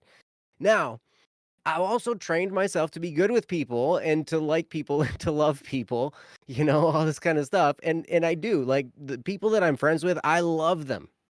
I love, and so those of you in the chat who you're my friends, understand, I love you. You're awesome. And I wouldn't be your friend, if I didn't love you.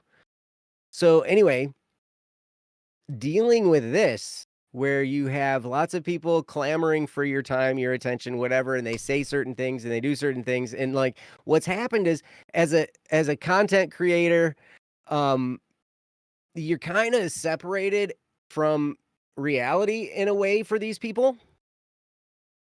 Um, Here's the thing, like,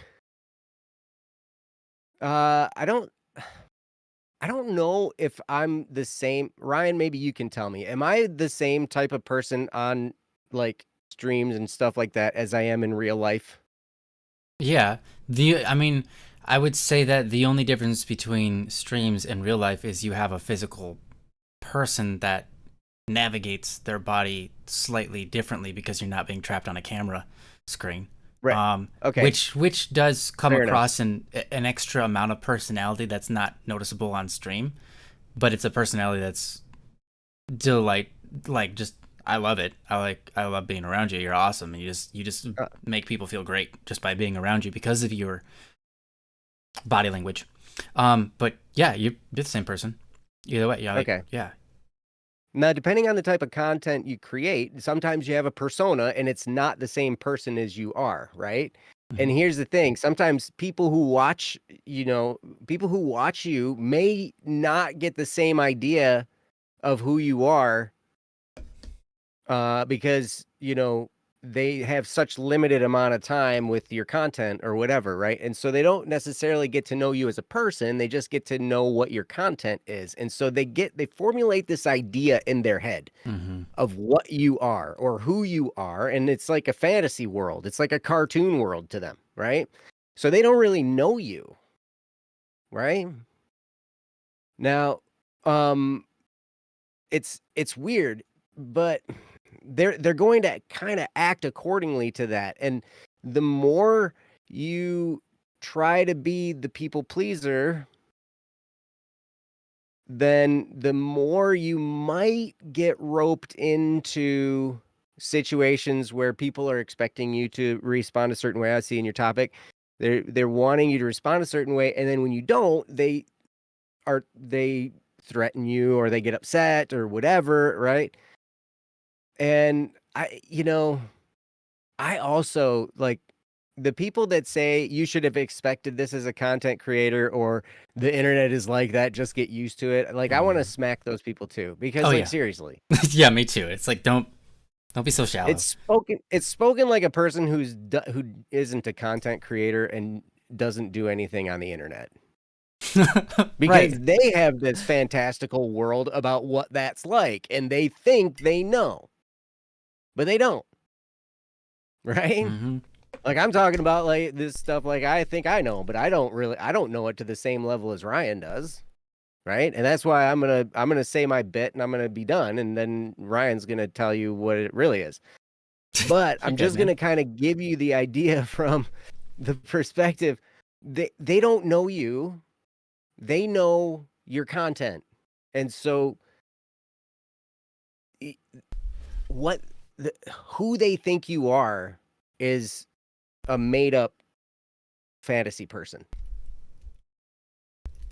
Now, as you get to know people, as you start to like I might be very careful who I let in because like Ryan was talking about if you have lots of people contacting you, then not all of those people are going to be they're not all going to be genuine friends of yours, right? Some of them may be. You might end up with some genuine friendships out of that.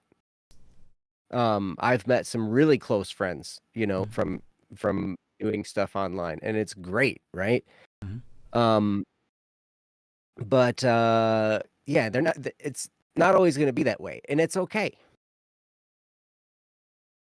So how do you set boundaries? I'm not exactly sure, but I know that, like for a long time I did leadership training and I did leadership development and stuff like that. And what you learn is that um, as we start to let people in closer and closer based on what we see in them, they get to know us a little bit more and more and more. And then we start to open the door a little bit wider. And those people get more and more of our time. People who I hate to say it, but people who don't really care to get to know the real you and respond this way and are stuck with their fantasy land version of you, like they probably don't qualify to get to know you personally, right? So, and I've learned some hard lessons about, letting people in too far and then getting hurt and broken over it. Mm-hmm. I've definitely experienced that before. It's not any fun because people sometimes turn out to not be who you thought they were, or maybe I'm not who they thought I was, or whatever, right? And so, like, I don't know. I've been burned. I've been burned before. Um, but anyway, I'm not sure I'm saying anything you don't know already because you probably know this stuff. But yes, you are a person behind that camera and behind your content. You are a real person. And it can be tough for someone to understand that, especially someone who's just watching content. We can forget that this person is an actual person. They have struggles, they have hurts, they have stuff going on, you know?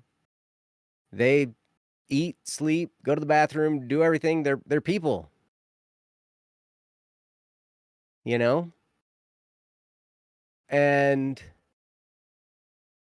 only when they can take you off of that pedestal and out of that fantasy world, in my opinion, that's when they qualify to get more than just, maybe like a response here and there, whatever. Like, if I don't know, there's a difference between fans and friends. There is a difference. And I don't know. I'm gonna just talk in circles now, so I'm turning it over to Ryan. Ryan, take it away from me, please. All right. I'll give him my best. Sleep and evade taxes. No, I said Texas. That way I don't get in trouble. Oh, Texas. Yeah, Texas. Evade Texas, guys. Texas. That's Not nothing. taxes. Technically, you're Evade right, Texas. Cats. Evading Texas is more sinful than evading taxes. So, fair. No. Anyways, no, this is again a very a good topic. And Joey, I think you did it justice. You're so right. People who don't have the ability to encounter you for you, you should not give them any sway over your life. Right? Yeah, you should not give them any power over your life if they're not going to even get the chance to, like, if they're saying things like this, right? You should have expected this as a content creator. Like, that's how they see you. And oh, the internet is like that, get used to it. I mean, the internet is not just one group of people, right? That's rather shallow. The internet is full of all sorts of different people, including you and your friends and me and Joe and everyone in chat, and we're all different, and we're all people, and we're all sincere or insincere. We're all different levels of kind and rude or accepting or critical. And some of us are just trolls, and we have our own online persona, and we use it to get out frustrations and pretend we're somewhere else or whatever. But we're all people behind these computers, right? And someone who can generalize all people on the internet to just that's the internet. Yeah, I don't think you need to let those people have command over your life, right? It's kind of what Joe was getting at. Mm-hmm. So, Mm-hmm. how do you? Okay, I'm gonna go to the question where you said, "How can I push back the fear of being threatened again?" Okay, it's a great question. The point of a threat. What is the point of a threat? To put you in submission. That's the point of every threat ever made. To put you into submission via fear, right? Their attempt is to scare you, but what's the reason for their scaring you with a threat? Their threat is to put themselves above you and try to make you do what they want, right? Here's the thing. You should take threats seriously. Yeah. Don't just ignore them like they're not real, because obviously the world is out there and there are bad people. There are malicious people. There are people who do bad things. Yes, absolutely. And there are people who might tell you they're about to do something bad and then do it. Generally, people who do bad things don't usually tell the person they're about to do this thing and then do it, but some people do. So take threats to some degree seriously. Yeah, that's fair. But being prepared is different than being afraid. Okay? Being prepared is very different from being afraid. You can be prepared and live your life and not feel oppressed by the threats. You can live your life in being prepared for bad things to happen. I'll tell you, a lot of anxiety in this world, a lot of anxiety comes from it's fear about what's going to happen in the future, right? And anxiety is an oppressive force inside of you that basically traumatizes you and forces you into like basically freezing or running away or whatever, triggering flight, freeze. And a lot of anxiety is believing that you don't have what it takes to get through it. And I'll tell you that if you convince yourself that, hey, I've been through stuff before and I can just improvise my way out of the next one, you'll find the anxiety mostly goes away. If you realize, like, hey, life is an improvisation act. Everything is improv, basically. And you'll work it out. You'll get through it. Dead or alive, I guess. You'll get through it. And as long as you're on top of your game, like as far as like, not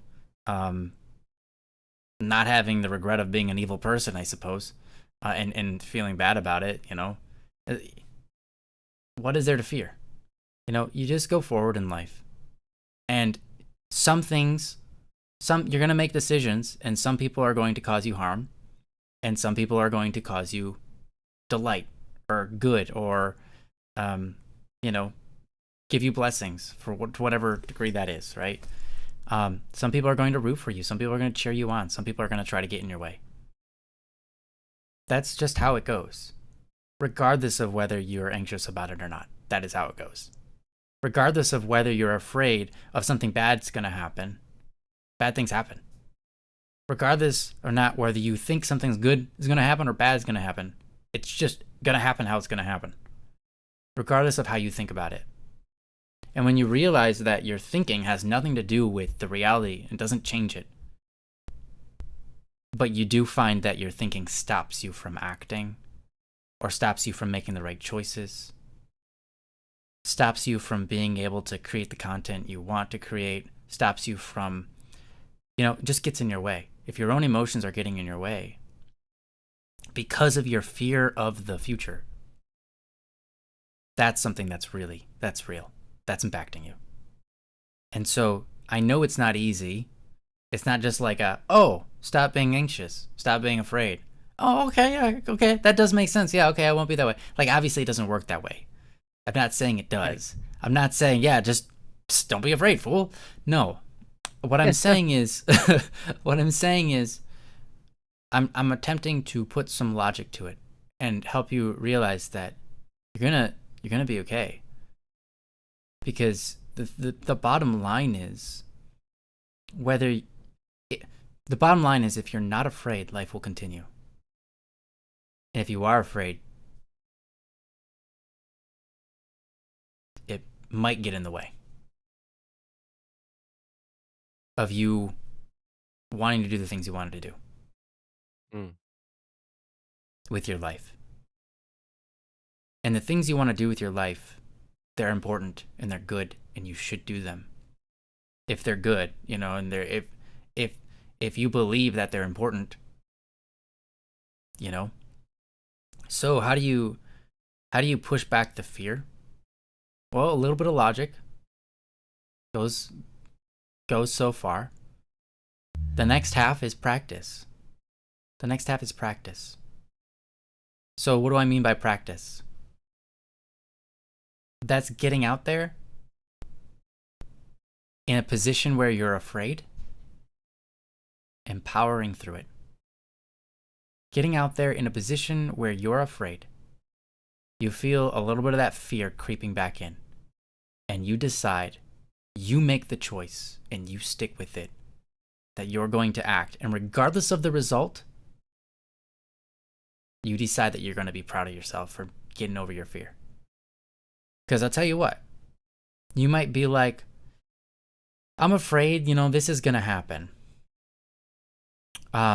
Thanks, Cats. Kat said, adding on, you are so strong, Fricks. I am so proud of you. And yeah, that's awesome. Thanks, Cats. sometimes you're going to have fear about the future, and you're going to make a decision, and you're like, I overcame it. And sometimes it's going to be awesome and good things are going to come from it. Like you might make a really good friend or something like that. And then there's chances that sometimes it doesn't work out and you get punished for overcoming your fear, right? But here's the thing. You need to be proud of yourself for overcoming the fear, regardless of the result. Because if you do that enough, if you realize that, hey, you know what? I can just improvise my way through pretty much everything. Because that's all. And if I don't know what to do, I can ask questions. I can always ask. I can always talk to someone and try to find out, what do I do? I can always give it, a try. You'll get yourself a lot farther in life and so on and so forth. So overcoming fear of these things, of being threatened again, is unfortunately you running through the tests. You being put in positions where it's a little bit scary, but you don't back down. Now, obviously, I don't mean fear. Some fear is appropriate, like, jumping out into traffic. You don't go, oh, I'm going to power through that one. Okay, obviously, I don't mean things like that. But safety, granted, when you're afraid, there's a virtue called courage. And that doesn't come without fear. That doesn't come in the absence of fear. That comes with the fact that there is fear. That's when you require courage. And courage is a great thing that will help you in your life. And it's only developed by sticking to your laurels, sticking to your guns and saying, you know what, I'm going to be this kind of person. I'm going to do these kinds of things, and I'm going to stick to it because I'm a good person. I'm going to, just like the last topic. Your foundation is important, and you can only do that by training your subconscious mind. And your subconscious mind is listening, always. It's recording the people around you and taking on their habits. It's recording your own actions and taking on those as habits, right? So your subconscious mind is always in effect. And how you see the world is mostly up to your subconscious mind. How you react to things off the cuff. When something happens, how do you immediately react to it? That's built into your subconscious mind. But those things are changeable. They're just habits that you have to overwrite. Even things like riding a bike or the reasons you might be attracted to certain people or ideas. A lot of the times, actually, those things in particular are in your subconscious mind. And so you can utilize that and shape it if you know that. But shaping that takes time and practice. It takes re-edifying yourself. It takes deciding this is now the way you act. This is now the way you believe. And you are going to act that out in life whenever you're challenged on it. Right? And that's how you get over the fear of being threatened. Or getting over any fear, right? That's how you get over it. And I know that's not easy, but it's worth it. It's totally worth it. And so I applaud you for any effort you put into that here forward. Or if you've already done your homework there, right? If you've already done that, then I applaud you. I think that's awesome because it's not easy, but it's worth it. And it takes a strong person to do that. But again, just logically speaking, are you going to let the people who put fear into you oppress you and decide your life for you? You have more important things to do. And you are more important than that. You know you are. You wouldn't do that to them because you know they are. You look at people and you don't think, oh, I'm above them and they need to listen to me, etc. You don't seem like that kind of person. So don't submit yourself to the same concepts for other people. People are going to tell you you're going to have to live your life this way or that. People are going to tell you that their way is better than yours and so on and so forth. Like that's going to be your whole life. But if someone's trying to oppress you someone's trying to tell you, you know, how to live your life and that you need to be different, you know, sure, you can take that with a grain of salt. Or, sorry, sure, you can take that with a degree of sincerity and say, like, if this is a person that knows me well, they might be right and I'll look into it. But otherwise, I wouldn't oppress them. I'm not going to let myself be oppressed. I'm not going to let myself be oppressed by the fear of unacceptance from them, right?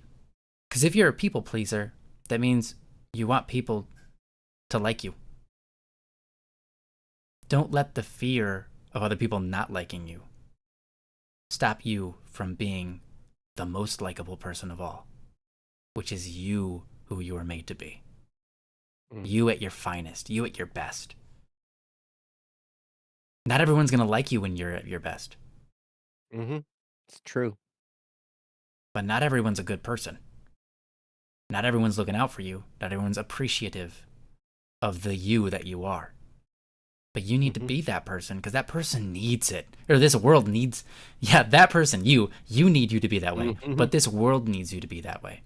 You know, I talked a little bit about in the beginning who you are as a person and how you treat your community.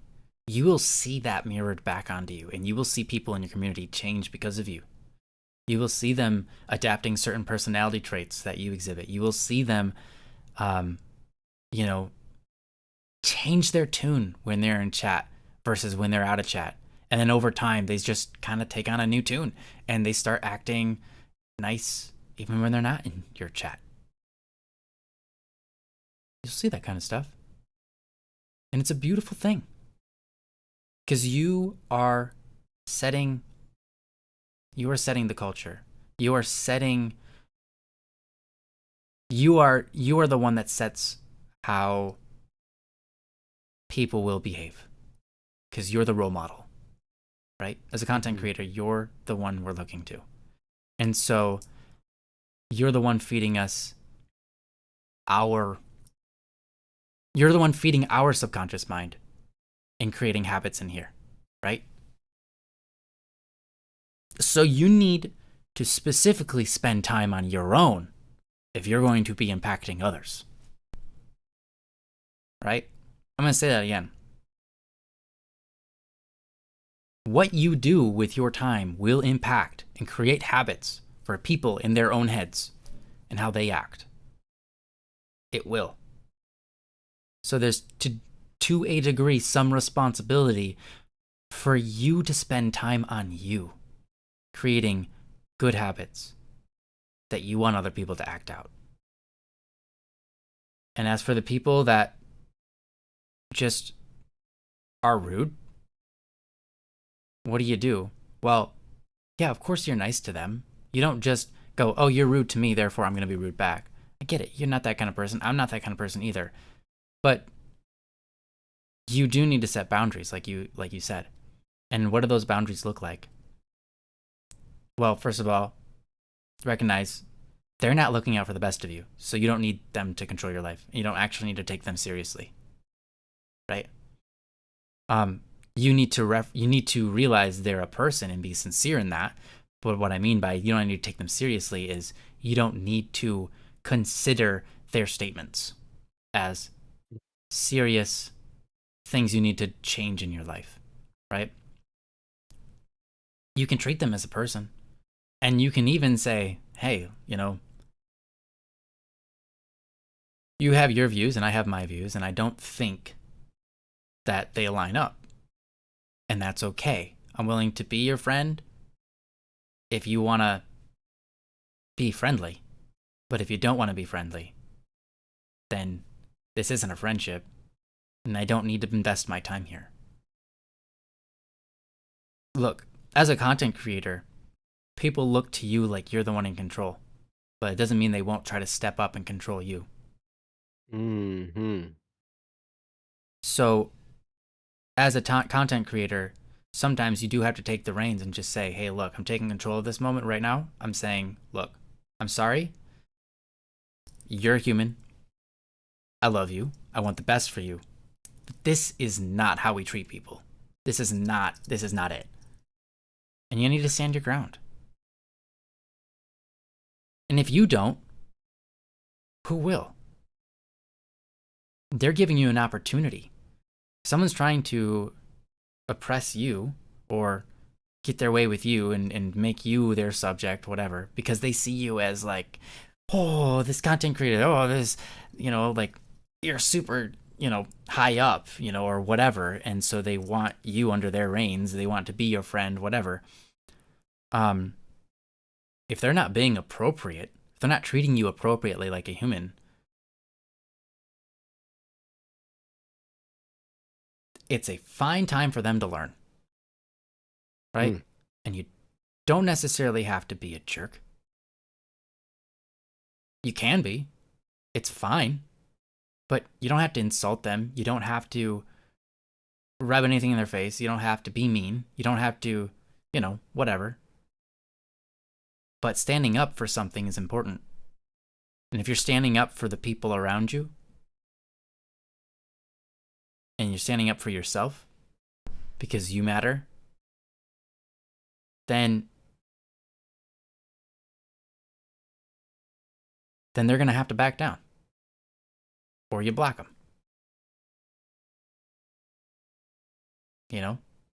Sometimes you got to put people in their place and let them know, like, hey, this is your place.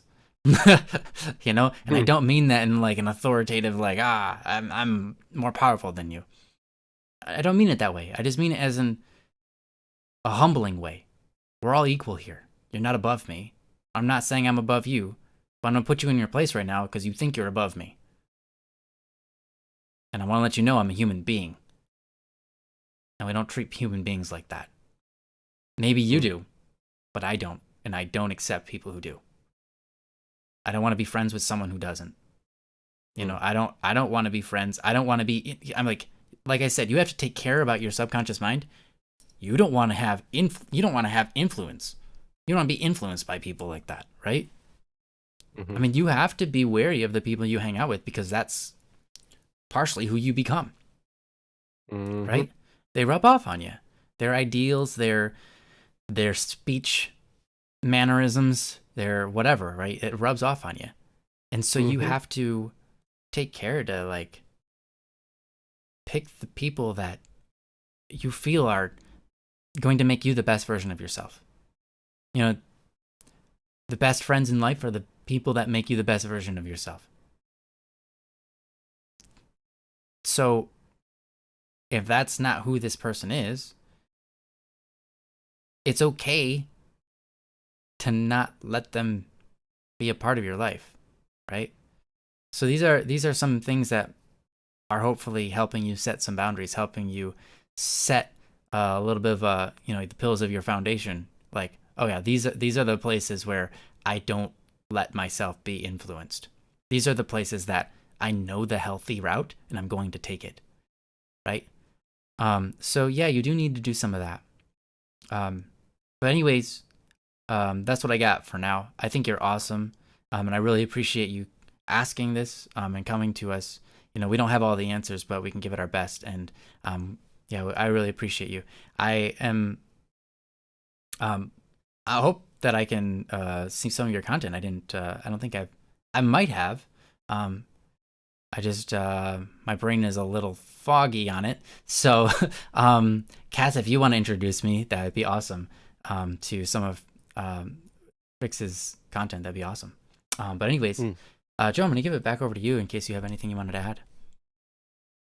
I don't know what more of value I could say, except for like what Ryan was talking about. I'll just kind of parrot this because I've had to learn this lesson many times and I still learn it, sometimes constantly.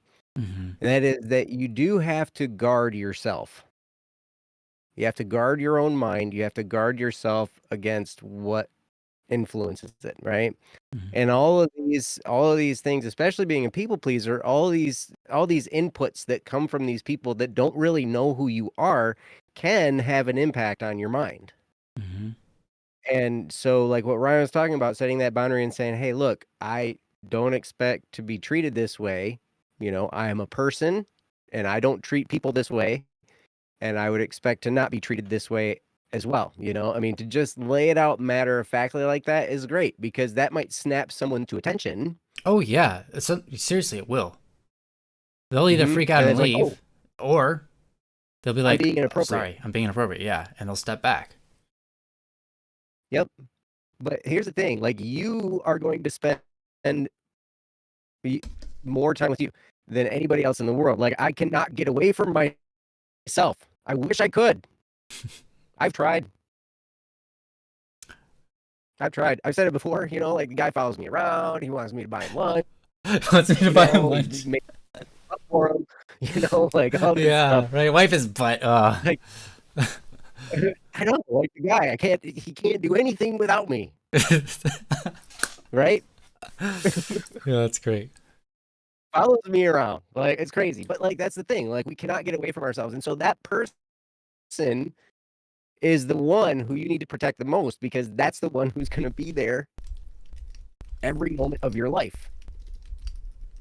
And so there's also like, I mean, if you're doing content and you're wanting to have a good impact on people, you're wanting to, have a positive impact on people, one of the best things you can do also is have good self-care because if you are giving yourself to the world, for good or to do something good or to have a positive impact or to whatever it is, if you're giving yourself to the world, you want to make sure that's high quality, right?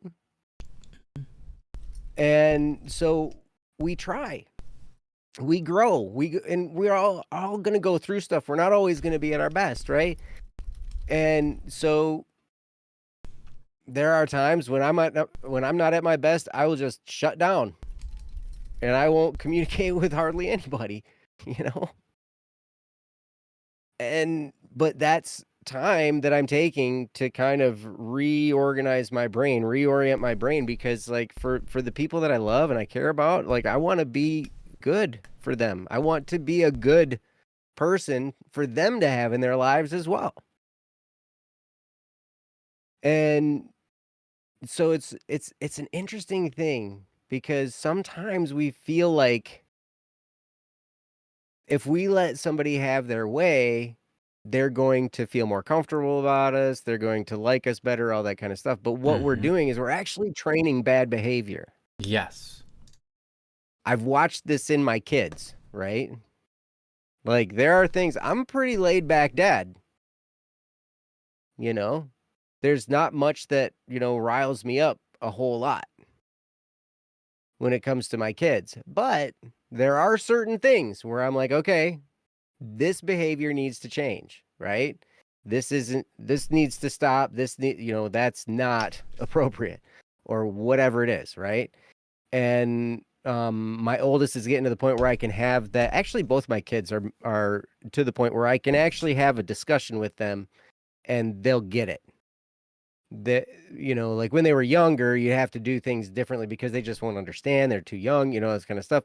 But like I'm at the point where I can have a rational conversation with both of them and, like they can, like we can get each other. But yeah, you're going to be with you more than anybody else in your entire life. And so protect that person. It's okay. You're going to run into stuff. You already have run into stuff. You've already experienced a lot of it. And so sometimes just that matter of factly, like Ryan was saying, I can't tell you how many times I've said the words, whoa, whoa, whoa, hold on. My kids will actually make fun of me for saying that because it's like something's happening, something's going weird. And I'm just like, whoa, whoa, whoa, hold on a second. Let's address this because this needs to be addressed, right? And I'll pause after that too. I'll be like, hold on. And I'll just pause and let it set there. And then, so that way we can just kind of take it down a notch. And then we can address it more logically, right? But sometimes you just have, like, when there's something going in that direction, something going in a bad direction, it just needs to stop. You need to stop it first and then it can be addressed. But I love what Ryan was saying about, like, hey, I'm a human. I expect to be treated like a human. I wouldn't treat another human like that. And there is one thing, and it's not just online, but it's through text messages as well, like text on your phone or whatever. When we're not in front of somebody, it's almost like we feel like we can get away with saying things Yeah, that's true. that we wouldn't normally say. You know what I mean? And so a lot of times I'll sit there and like before I'm about to text a response, I'll sit there and be like, if I was face to face with this person, would I say that? I don't always do that, and I apologize for people that I DM with who I've said some weird off the cuff stuff to. But, I try to catch myself and be like, if I was sitting there face to face with this person, would I say this, what I'm about to say? And there are times when it's like, no, I wouldn't. But I have that barrier of text message, like I'm not sitting in front of them. And so I feel like I have more free reign to say whatever. But I try, the point is to try and be genuine, right? And it's a challenge online or through text message because there's that barrier. We're not sitting there in front of that person or talking to them, and so it's like, we feel like we can get away with more almost sometimes, right? So anyway, I don't know. That's pretty much all I have. Ryan, I will turn it back over to you. Sure. Yeah, we're almost at our well, we are at past our time. Roll. But I will say one quick thing. Joe just kind of passed over. I'm going to kind of put a little bit more emphasis on it as a last comment. You clearly care about people. And so here's one last thing. If you care about someone, and if you genuinely care about someone that's on the other side of that screen or whatever, you want what's best for them. And when someone does something wrong and you let them get away with it so that you can keep the friendship, so that you don't disturb the peace, right? Or whatever it is, if you let them do it, you're helping them become a worse person. Mm-hmm. You're letting them create a bad habit for themselves. It's like, I didn't have any involvement in it. Sure, you didn't. That's true. But you're letting them make a bad habit for themselves, and you have the chance to override it. You have the chance, at least to some degree, to stop it. If someone treats you poorly and you let them walk over you, what you're doing is you're training them to treat people poorly and walk over other people. Why? Because if you train them, because you're training them, basically. What do you do when you're trying to train a dog? You're like, you tell them the command, and then you give them a treat. You give them a reward, right? You tell them the command. If they do it correctly, you give them a reward. What's that? Yeah, if they don't do it correctly, you don't reward them, right? Yeah, if they don't do it correctly, you don't reward them. If they do it correctly, you reward them. That was where I messed up. I ended up with a really fat dog that didn't know how to do anything. Oh no. Because I just oh my gosh, dude, that's hilarious. Yeah, that's it. And it's the same with children. And it's the same with adults. It's the same with every animal, and humans are animals. If they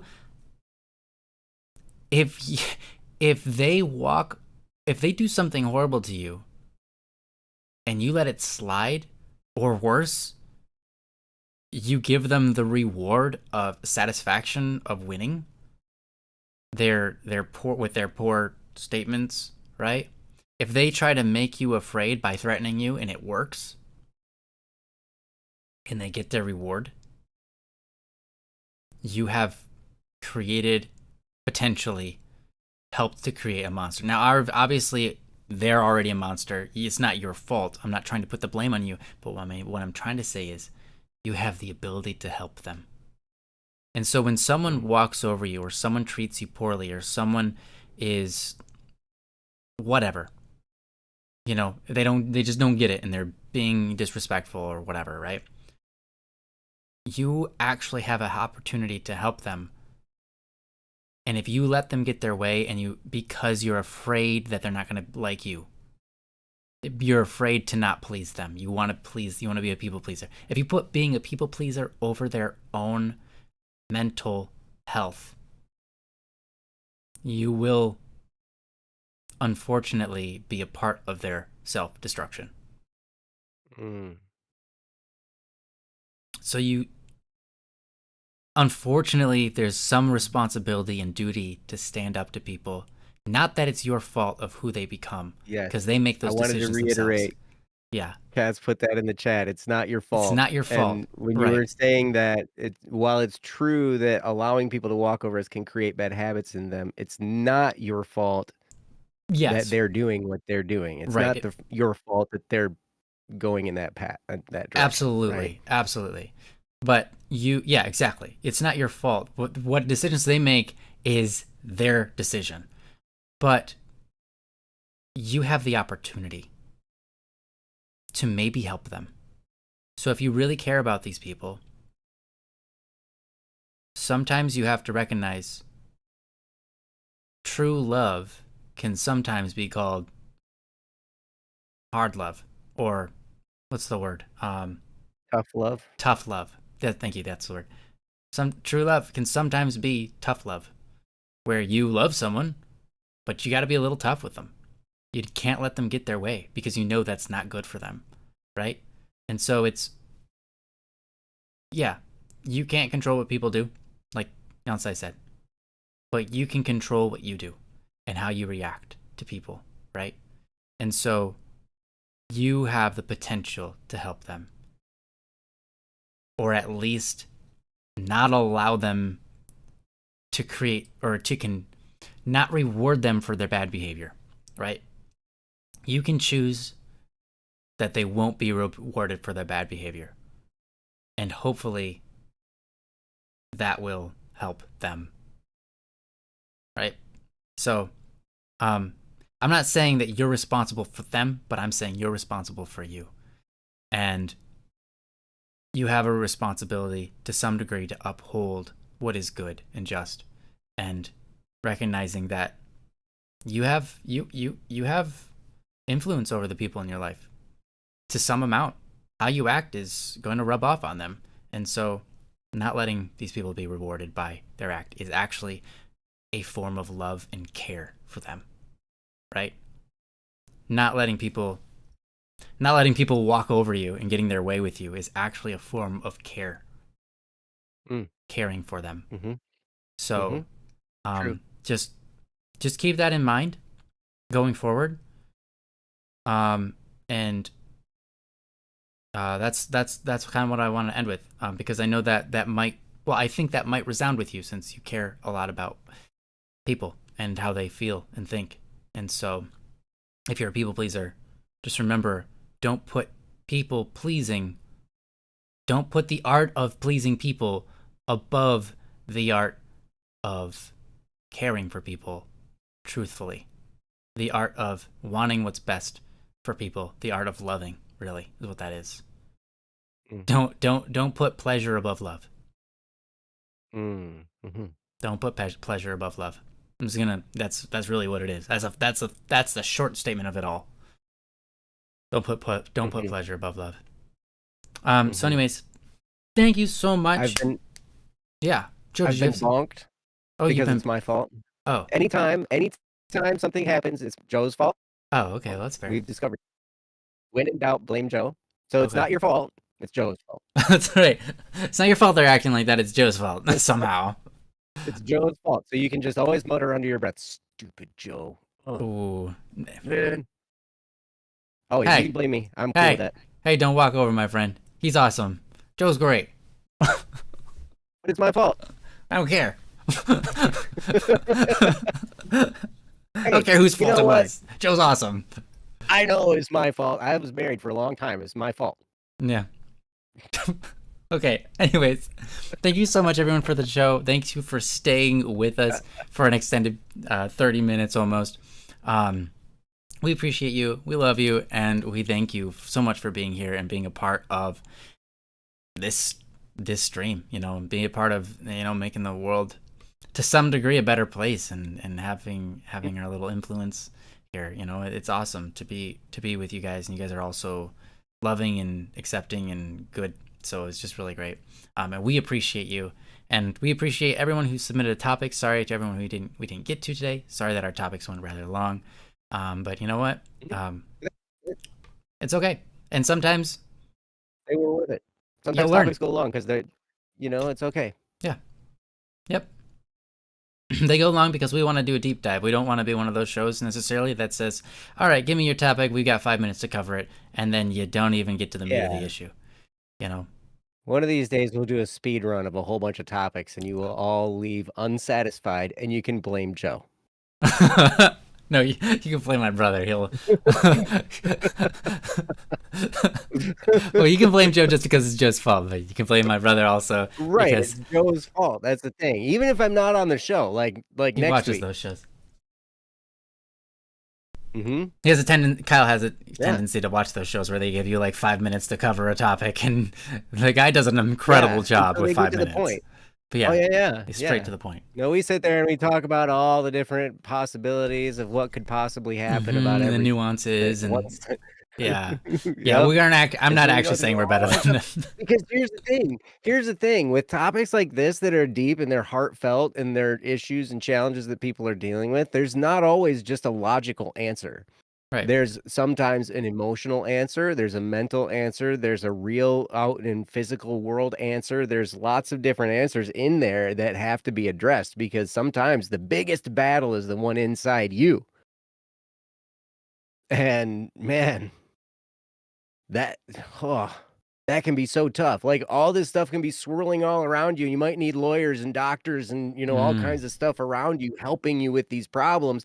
But then you also need a therapist helping you with your mentality. And then you also need friends making sure you still feel loved and accepted because, man, sometimes life is like that and it's tough. And because of the nature of some of the issues that we deal with here, it's like we can't just take 5 minutes and be like, do this, right? Mm-hmm. It's obvious. We got to dive in. No, I'm just kidding. Anyway. Yeah. And here we go. Like we'll even stretch out the ending of the show like this. Yeah. And you can blame Joe for that too. Yeah. Joe's just fault. for you guys because we love you. Bye now. We really appreciate you all coming with us. You guys are awesome, and we love you all. Thank you for sticking around. Love you guys. Bye bye. Peace. Did you figure out the button?